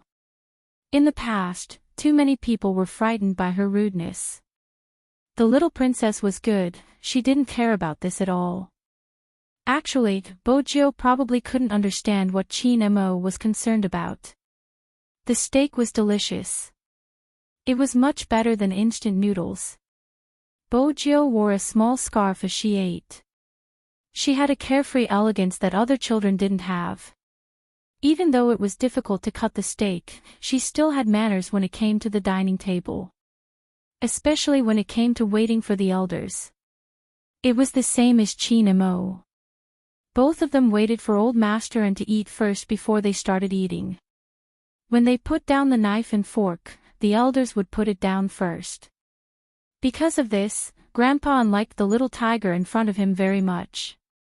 Moreover, the way she ate, her cheeks were puffed up, giving him a sense of accomplishment when he fed her. She was a completely different type from his grandson. Chi Nemo watched from the side as the person ate until her stomach was full. He calmly drank a mouthful of water. She was indeed here to freeload. This trip wasn't in vain. Bojo didn't know that the little princess had heard the conversation between her and her father. When she saw that he was full, she put down her knife and fork, hugged her little piggy bank, and followed. The tiger's tail was still wagging. Old Master watched this scene and felt gratified. His daughter was in the career stage and his son-in-law was in the military. It was indeed beneficial for his grandson to follow him out. But at the same time, he was always worried that his childhood would be incomplete. Now, it seemed like there was a little tiger accompanying him in a foreign country. Perhaps, it would more or less ease his mind. Even though his grandson had a look of resistance on his face. But resisting was better than not saying anything at all. But that little tiger was interesting. Why did she treat his grandson as a girl? Old Master laughed again. He was probably too happy. Even when he went to the study for a video conference, he asked the butler to open a bottle of red wine. On the other side, little Bojo was walking up the stairs. She took the opportunity to observe the surrounding terrain and instantly felt elated. Momo, our windows are facing each other. My room is opposite you. Chi Nemo glanced at her and said, don't touch anything. You can eat the snacks on the table but don't disturb my reading. Under normal circumstances. According to the other party's personality.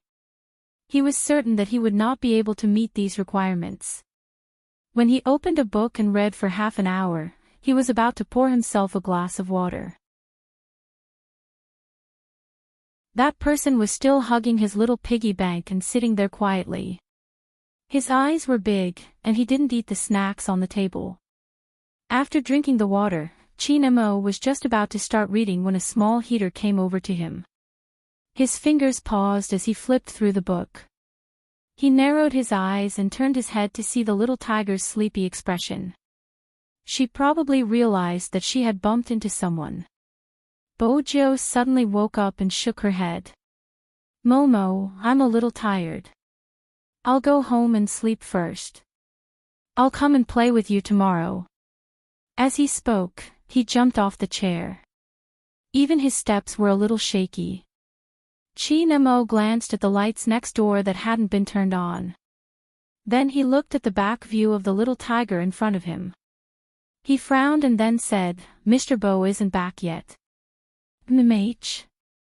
Bojo didn't understand what he meant. Nemo picked up the book in his hands. When the lights are turned on, I'll get the butler to send you back. There's a small sofa over there. Go and lie down for a while.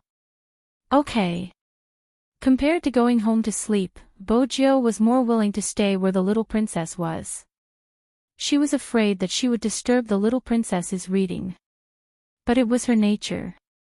Before she fell asleep, she wanted to talk. Momo, what are you reading? Bojo moved her head over. Nemo replied, Little Prince. After that, he didn't speak again. He left her on the sofa because she was too young. He didn't have any intention of befriending her. Bojo sensed his coldness as well. Her tail swayed and she started to doze off again. When Nemo noticed her head leaning over for the second time, he frowned. He knew that with this little tiger around, he wouldn't be able to read at all. But at this moment, Grandpa pushed the door open and walked in. When he saw this scene, he was stunned. After all, his grandson had never been so close to any child before. Then he laughed softly. Joe, it's too late. Can you stay here tonight? Bojo perked up when she heard this. Okay. After a night's sleep, the little princess would get closer to her. Unlike now, when he was always cold and indifferent and a little prickly. Bojo lowered her head and looked at her little tiger's paws. Her excited expression was a stark contrast to the cold Nemo sitting beside her. Nemo didn't know what his grandfather was thinking. His grandfather should know that he didn't like to keep other children at home. But when he turned his head, the lights outside weren't turned on yet. The smell of milk on a certain little tiger was very strong. This meant that she was really small. Even if she was the same age as him. Girls and boys were also different. She shouldn't be that strong. Nemo turned his head. He thought for a moment and resisted the urge to object. Everything was because she was still young. He couldn't let her carry a small piggy bank back. It was snowing outside. There wasn't a single person there. Anyway, it was just one night. Tomorrow, he would tell his grandfather. He didn't need any little friends. I'll get the butler to prepare a small guest room for our adorable Joe, Old Masterin said as he looked towards the door. Bojo shook her head. She was very serious. Don't trouble Grandpa, and Momo and I will sleep in the same room. We are both girls and there is a small sofa here. When Nemo heard this, he started to frown. That little face of his turned cold. What did she mean by both of them were girls? This idiot, couldn't she see clearly? Old Masterin couldn't help but smile. This was the first time he saw his grandson show so many expressions on the same day. Suddenly, he felt that this wasn't bad. His grandson had never slept in the same room with anyone before. He could give it a try. Okay. Old Masterin caressed the little tiger's head. Then you can squeeze with Nemo. Nemo didn't expect his grandfather to say this. He was about to reject. But just then, someone hugged his waist. Then, the little tiger smiled. 2 little tiger teeth were revealed. The mole at the corner of her eyes was at the corner of her eyes. She looked at him with big eyes. Then,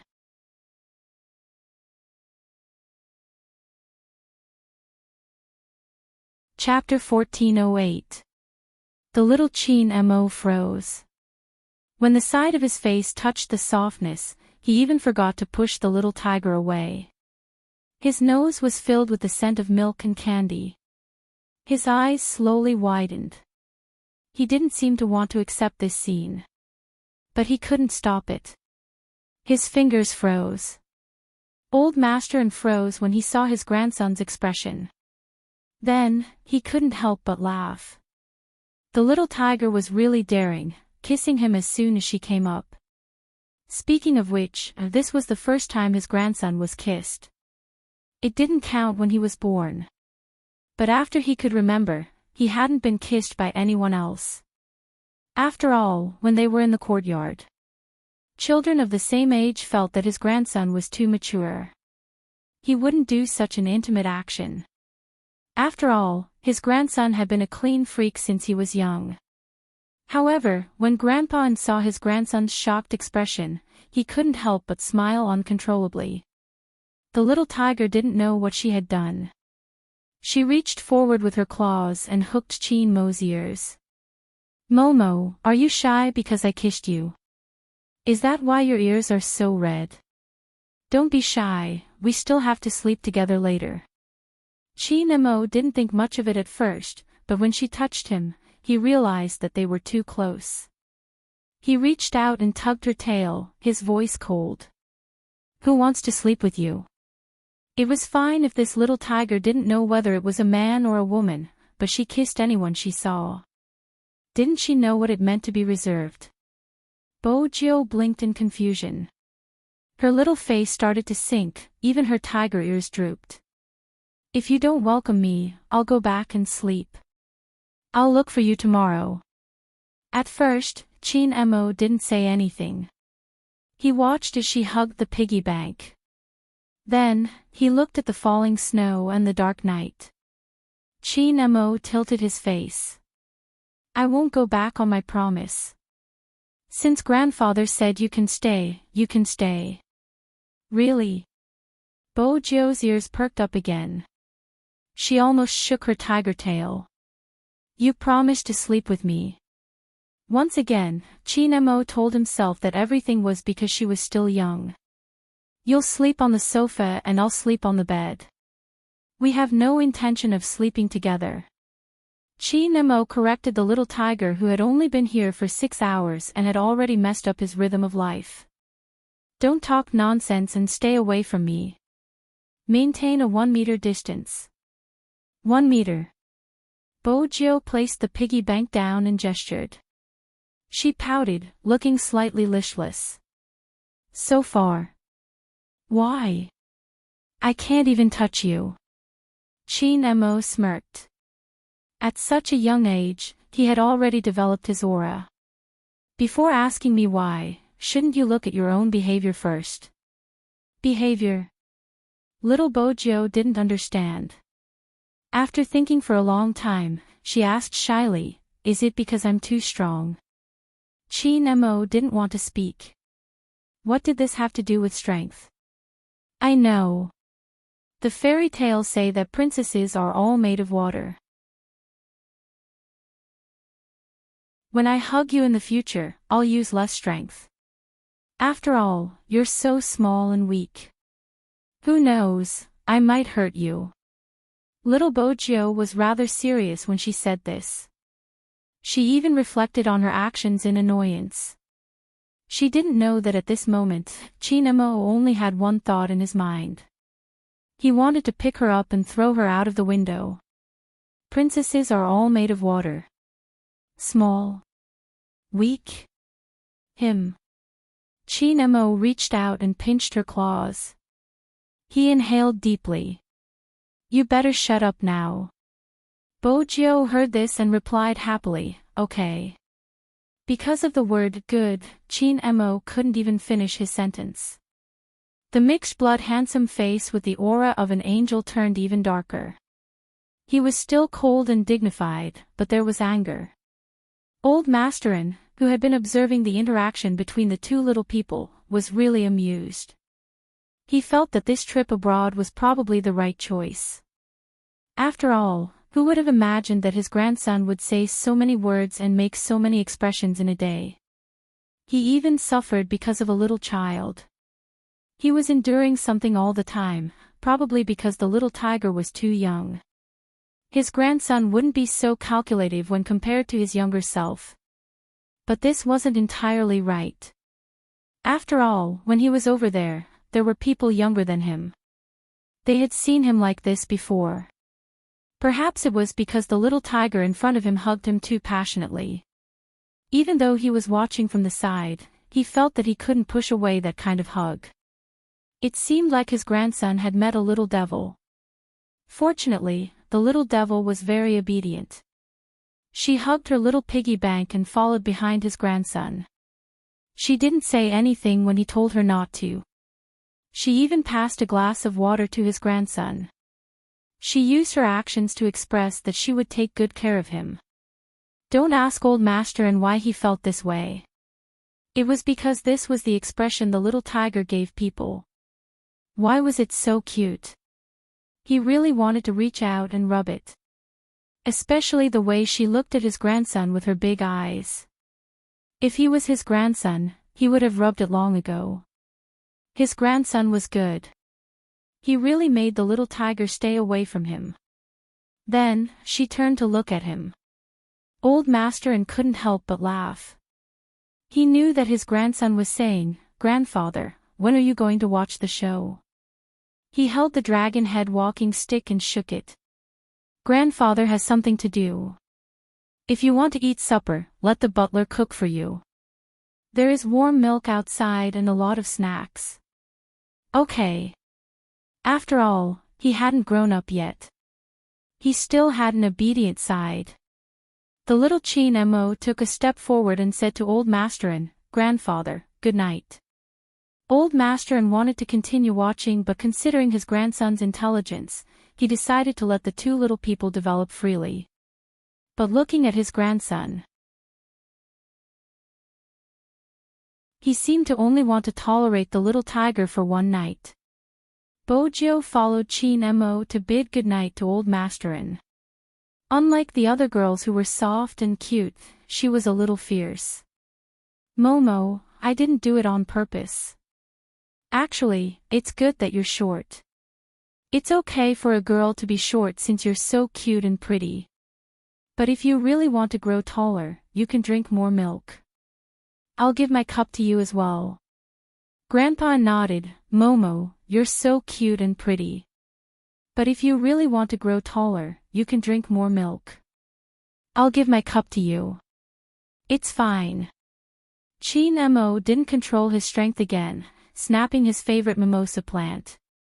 Bojo lowered her head and looked at her toes, not knowing what to do. Chin Mo inhaled deeply. After taking the glass of milk, he instantly felt a headache. Why did he have to worry about the little tiger when he was treated as a girl? If he was too cold, the little tiger would feel hurt. It was probably because her face was too deceiving. With this thought, Chin Mo finished the milk and reached out to pinch her face. He didn't use much strength because the feeling was out of his expectations. It was tender and smooth like egg pudding. It was too soft and he couldn't bear to touch it. Chin Mo tilted his head and retracted his hand. Forget it, it wasn't enough for one night anyway. Bojo watched as her little princess walked into the bathroom. Before leaving, the little princess touched her face. It must be because she was too likable. Even the little princess couldn't help but feel itchy. With this thought, little Bojo started to plan seriously how to make the little princess like her more. After all, it was too difficult to bring her home. The little princess was too troublesome. And she was easily shy. Bojo tilted her eyes. Her dad had never told her what to do if the other party was too shy.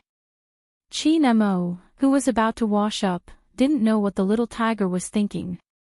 After closing the door, he looked at himself in the mirror. His hand seemed to still feel the touch just now. Also, what was with the milk smell all over his body? It must be because she carried him out. Chin Mo squeezed out the toothpaste. His cold little face had a different expression again. The little tiger was a little bored waiting outside. In addition, she suddenly thought of a good way to quickly improve her relationship with the little princess. She bent down and placed the piggy bank on the sofa. Then, she ran to the drawer and took out a small scarf. In fact, when she saw this, Bojo sighed. The little princess was really clean. He was completely different from her. Her scarves had never been folded so neatly before. She just threw it casually. Because of this, her dad always made her reflect on herself. In the past, little Bojo always felt that her dad was deliberately looking for trouble. After all, that person always lost to her in rock paper scissors. William, who lived next door, was even more casual than her. Now, it seemed that she was too ignorant. Everything in the little princess's house was square and fragrant. There were also many books.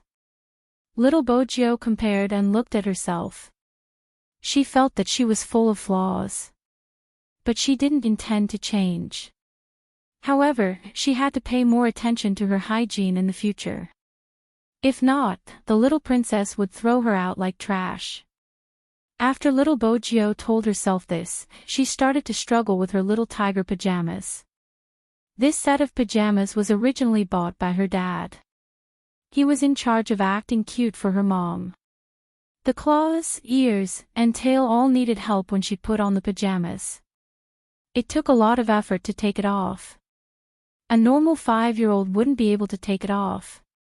But we must believe that our little tiger Lord Joe is different. If she couldn't do it manually, she would use the rolling technique. She gritted her teeth and pulled, nimbly and handsomely escaping. She took the little scarf and prepared to give the little princess a surprise in the bathroom. Since they were going to sleep together. Of course, they had to shower together. That way, their intimacy would increase continuously. Bojo felt that she was too smart to think of such an idea. Before she entered, she didn't forget to give herself a thumbs up in the mirror. The little young Master Chin, who had already taken off his clothes, didn't notice the little tiger's thoughts outside the door. He thought that she was starting to doze off again since she didn't make a sound. He sat in the small bathtub that his grandfather had specially made for him. After lying down, he covered his forehead with a towel. His black hair was a little wet, making his red lips and white teeth appear even more prominent. Even his eyes were watery. No wonder little Bojo treated young Master Chin Mo as a girl. This appearance was really enough to put the moon and flowers to shame. This was probably related to Chin Mo's natural noble and immortal aura. But at this moment, he could still see that he was a boy. But he was still brought up since young. Not only did he do everything himself, but he was also very presentable. He reached out to get some shower gel. Just as he was about to apply it on his arms, the door opened with a creak. Little tiger, no, that's not right, he shouldn't call her little tiger anymore. Because that person wasn't wearing her pajamas. She was wearing a little white scarf and walking towards him. Chin Mo suddenly had a very bad feeling. He looked at the little person who shouldn't be here, his little brows furrowing bit by bit. Suddenly, Chin Mo had a very bad feeling. He looked at the little person who shouldn't be here, his little brows furrowing bit by bit. Momo, let's take a bath together. I'll help you wash up. Bojo took off her scarf. She was wearing a pair of tiger underpants, her snow-white body like a ball. She was about to enter the bathtub. Chin Mo's upbringing had taught him that there was a difference between men and women since he could remember. His IQ was twice that of his peers, not to mention his psychological state. Being precocious didn't just mean that he was out of line with his peers, it also meant that he had never been so close to anyone before. Now that someone was about to enter, his entire body froze once again. Don't come in. In a moment of desperation, Chin Mo could only throw out this sentence. Bojo looked at his red ears, a look of realization on her face. She then said considerately, Momo, you're shy again. Didn't I say just now that we're both girls? Even though I'm taller than you and my hair is shorter than yours, I'm really a girl. If you don't believe me, come closer, you can take a closer look. Little, old, tiger. Chi Nemo looked at the leg that wasn't retracting. Instead, it was moving closer. He completely regretted his soft-heartedness just now. Bojo didn't realize this and corrected him seriously. Momo, I'm not called Little Tiger, I'm called Bojo. Bo as in Bojo and Jo as in Bojo. It's very handsome. In such a situation, it was hard to remember a person's name. Chin Mo's breath was slightly suppressed. Bo, little Jo, try to come closer. I won't go closer. I'll just sit beside you. As for you, Momo, if you continue to hide, your neck will be submerged and you will drink dirty water. There are too many bubbles in the water and your stomach will hurt. Actually, you don't have to be so reserved. I know you aren't used to it after coming overseas. My dad said that people in our country are very reserved. Actually, I'm the same. Oh. He really couldn't tell how the person in front of him was reserved. Fortunately, there was milk in the tub. Otherwise, she would have seen everything about him. Chi Nemo told himself not to be calculative with an idiot.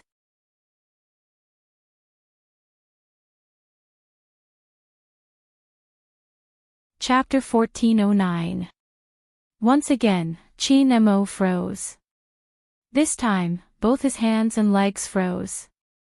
He had never seen such an expression on his face before. However, the one who had done the deed didn't seem to care. She leaned back and splashed the water in the bathtub on herself. Her fair and tender little face was slightly red from the steam. She looked soft and satisfied. Momo, the water in your bathtub smells so good. Is it because you put milk in it? No wonder you're so white. It's because of the milk bath. Princesses are different. It's comfortable to take a bath like this, right? Chi Nemo suppressed the urge to ask her what she meant by being a princess. He just wanted to stay away from her. It was best if they didn't have any more contact. Bojo could see his resistance. She didn't understand. Momo, there has to be a limit to your shyness. I'm already so far away from you. You'll fall if you take another step back. With that, she started to move. Chi Nemo opened his mouth. Even though his voice wasn't as threatening as when he grew up, it was still a warning. Don't come over. Bojo raised her hands. Her meaning was clear. She would listen to whatever he said. Don't be so resistant. Chi Mo's current state of mind was obvious. He took a step back. He shouldn't have been soft-hearted towards this little tiger. If he was given another chance, he would definitely throw her out. He wouldn't care if her house was dark or not. Bojo didn't know what the pet she wanted to bring home was thinking. Anyway, she just had to think of a way to increase their intimacy. Bojo tilted her head. She thought about it seriously and smiled sweetly.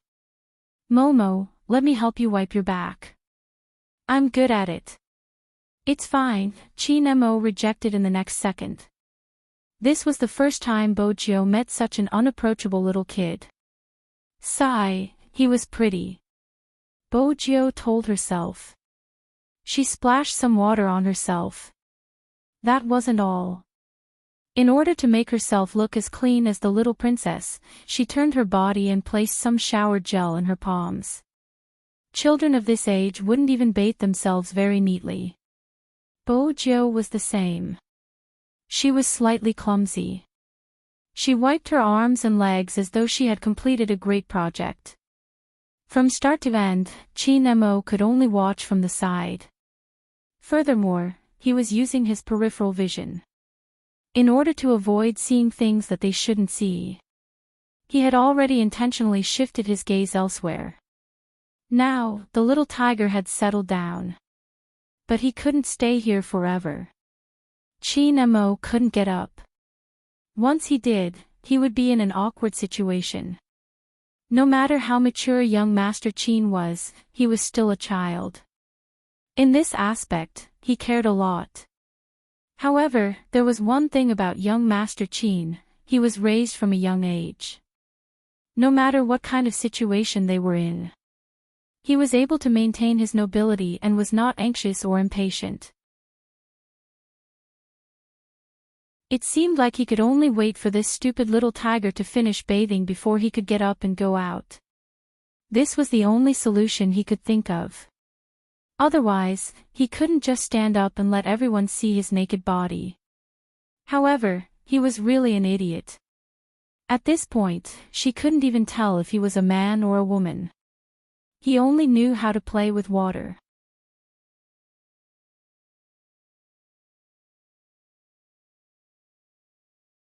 Chapter 14:10. Momo, I'm done. You should be done too, right? Little Bojo twisted the scarf in her hand. Do you want me to wipe your hair before we head out together? Chin Mo took a deep breath. He knew that she wouldn't be content with her actions. No need. You can leave first. Bojo glanced over at his face, which was already covered in a thin layer of sweat due to the heat. At this moment, Chin Mo was extremely good-looking. Her thin lips were like flower petals. Her facial features were as delicate as a doll's. Her black hair was also wet from the water and stuck softly to the back of her ears.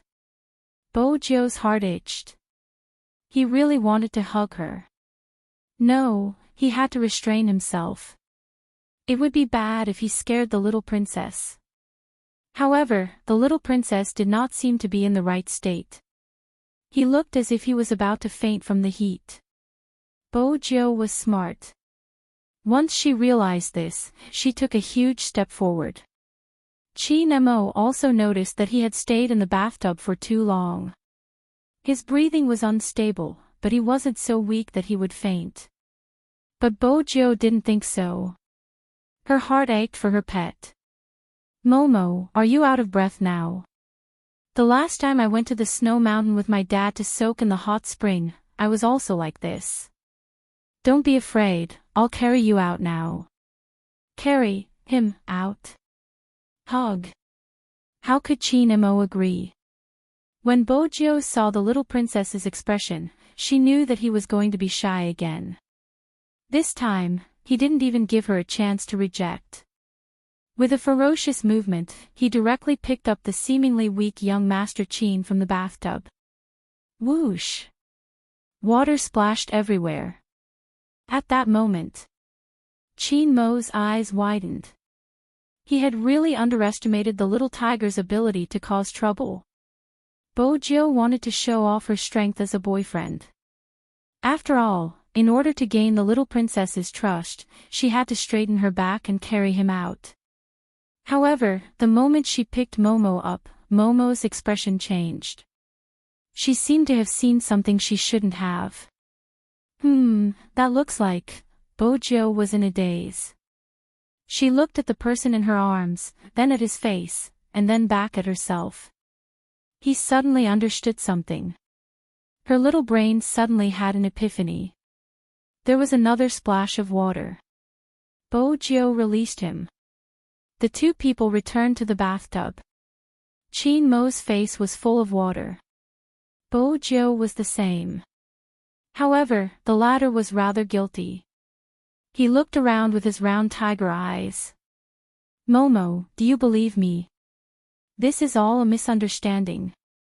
From the beginning to the end, it was all a misunderstanding. Chin Mo didn't want to talk at all.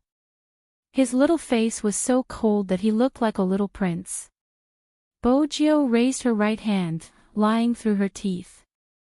I didn't see anything. Chin Mo smirked. Didn't I see your hand slip? This was not easy to explain. Even if the 5-year-old little Bojo was full of tricks, she couldn't bring herself to play tricks on him after seeing him naked. However, who would have thought that such a beautiful little princess would be a man? How could it be a man? Bojo felt indignant. His small body moved towards the other side.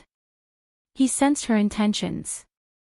Chin-mo narrowed his eyes and warned, "Little Bojo. I just wanted to confirm."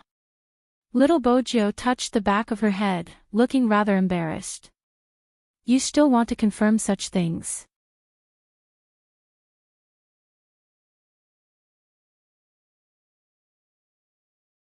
Chapter 14:11.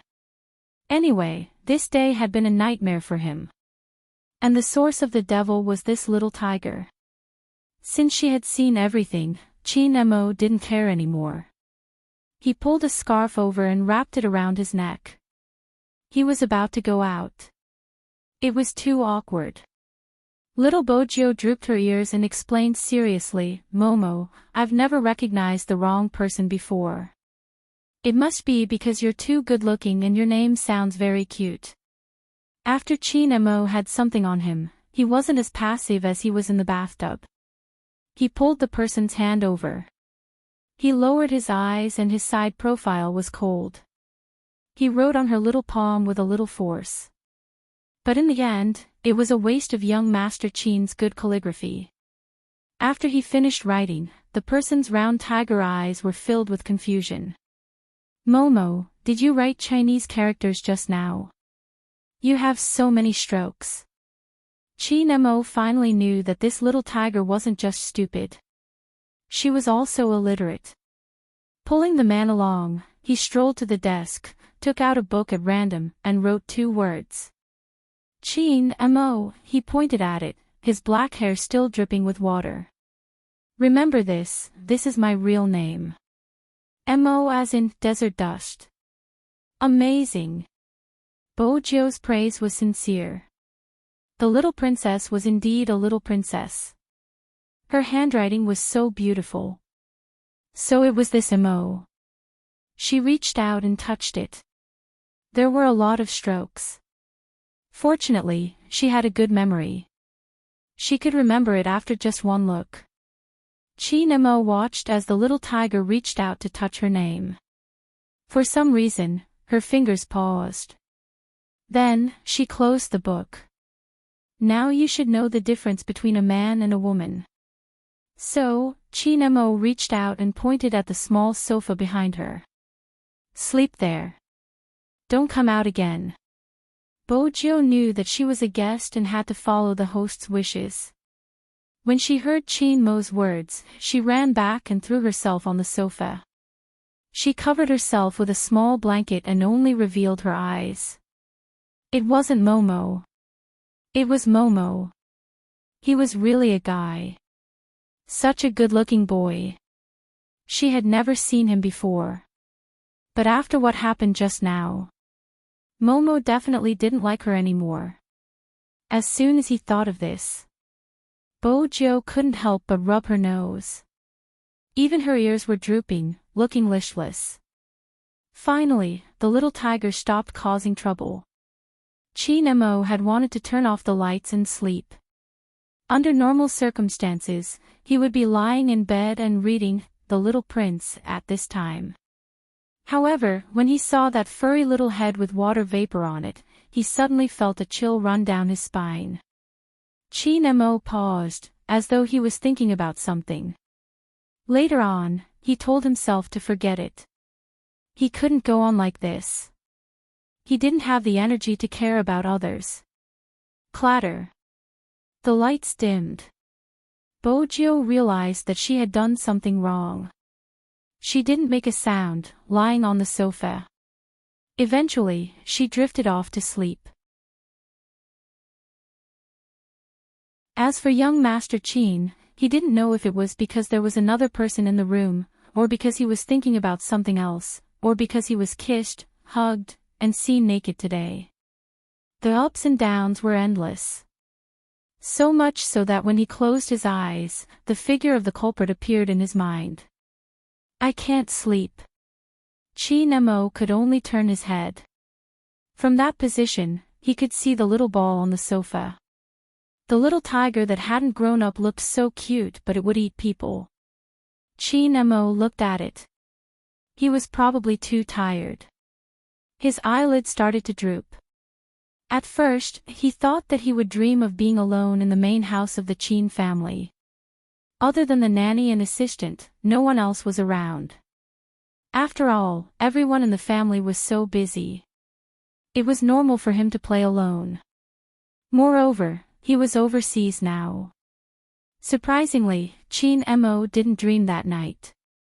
Perhaps his energy and stamina were used to guard against a certain little tiger. That night, he slept very soundly. It was a snowy night. The cold moon. From time to time, the sound of an owl could be heard. This type of bird was rare in the country. But it still existed overseas. It was as though he had come to a magical world. Even the forest outside the window could be seen clearly. Morning always came at the right time. When the sun shone down, it could light up a lot of places. The white European-style villa had a completely different vibe compared to the ones in the country. This was probably the charm of the culture and architecture. The streets here were especially clean. There was also a thick layer of snow. It had been snowing for an entire night. They hadn't had time to clean it up. When they stepped on it, they would squeak. But the snow plow was already here. The driver was also wearing a furry hat, which was very appropriate for the occasion. Chi Nemo woke up when he heard the music of the snow plow. He reached out to block the light that penetrated in and then turned his head. There was no one on the small sofa on his left. It was unexpected. That little tiger actually woke up earlier than him. Chi Nemo raised his eyebrows. He didn't want to recall what happened last night. He walked into the bathroom in his pajamas. When he was brushing his teeth and saw the bathtub, he couldn't help but frown. Sometimes, having a good memory wasn't something to be happy about. He was considering if he should tell his grandfather that he wanted to change to a different room. As long as he stepped into this bathroom, that scene would always surface in his mind. But then, Chi Nemo thought about it again. There was no need. Even if he didn't want to see the little tiger next door, he would still see her.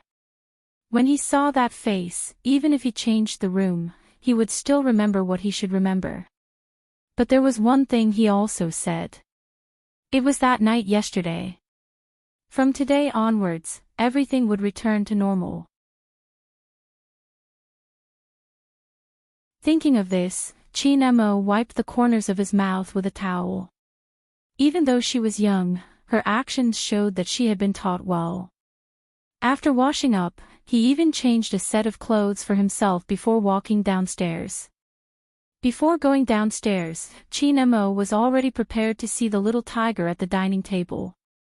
After all, he hadn't forgotten what she came here for yesterday. Since she was here to freeload.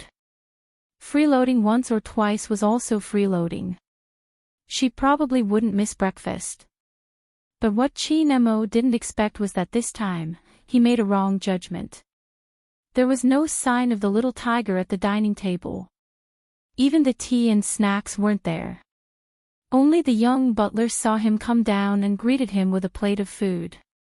"Young master, you're awake. I prepared bread and steamed buns for breakfast. Which do you want to eat?"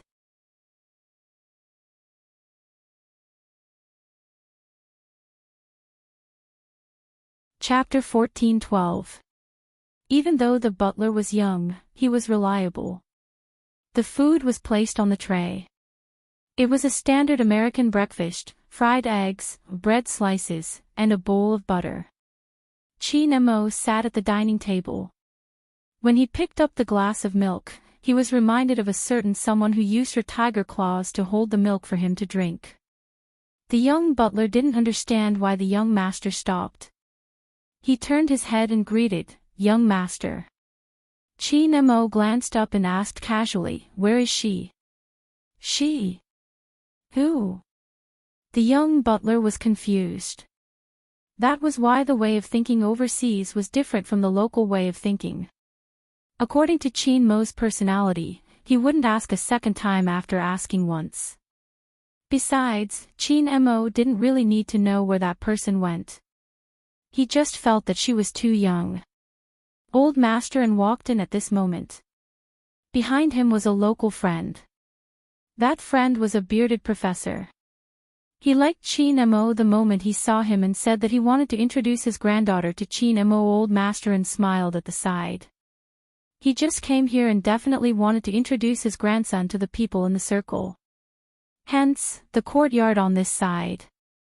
This day wasn't quiet. Moreover, Old Master had sent out an invitation before he came. Many people were curious about what the grandson of this legendary Chinese businessman looked like.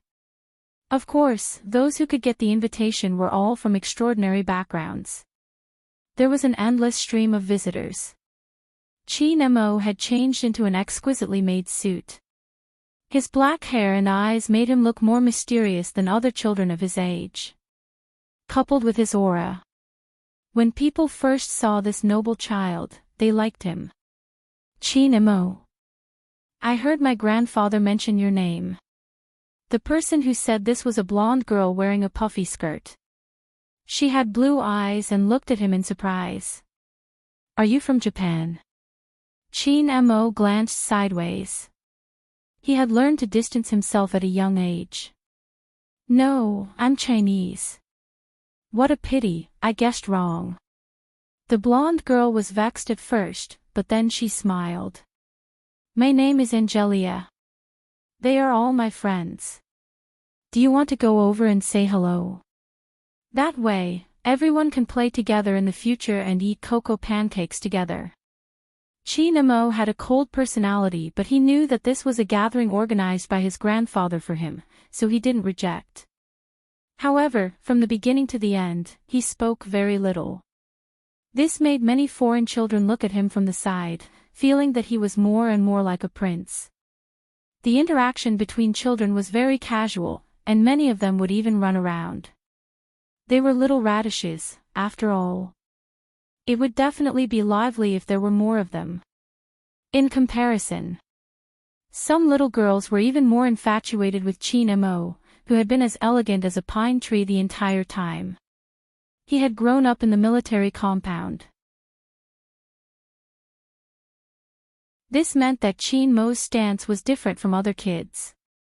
Someone even asked him if he had received an aristocratic English education. Grandpa smiled and said, no. He didn't say anything else. The adults were holding wine glasses, and even the air was filled with the aroma of food. There was also chicken and pizza placed on the long table, all steaming hot. There are many desserts in different shapes. This place was simply a paradise for children. Chin Mo stood there. During the intermission, he was bored and found a place to sit down. He raised his eyes and glanced at the room next door. The lights were on. You're tuning into the Journey of the Soul YouTube channel. Don't forget to subscribe and join us on this journey to catch the most captivating stories.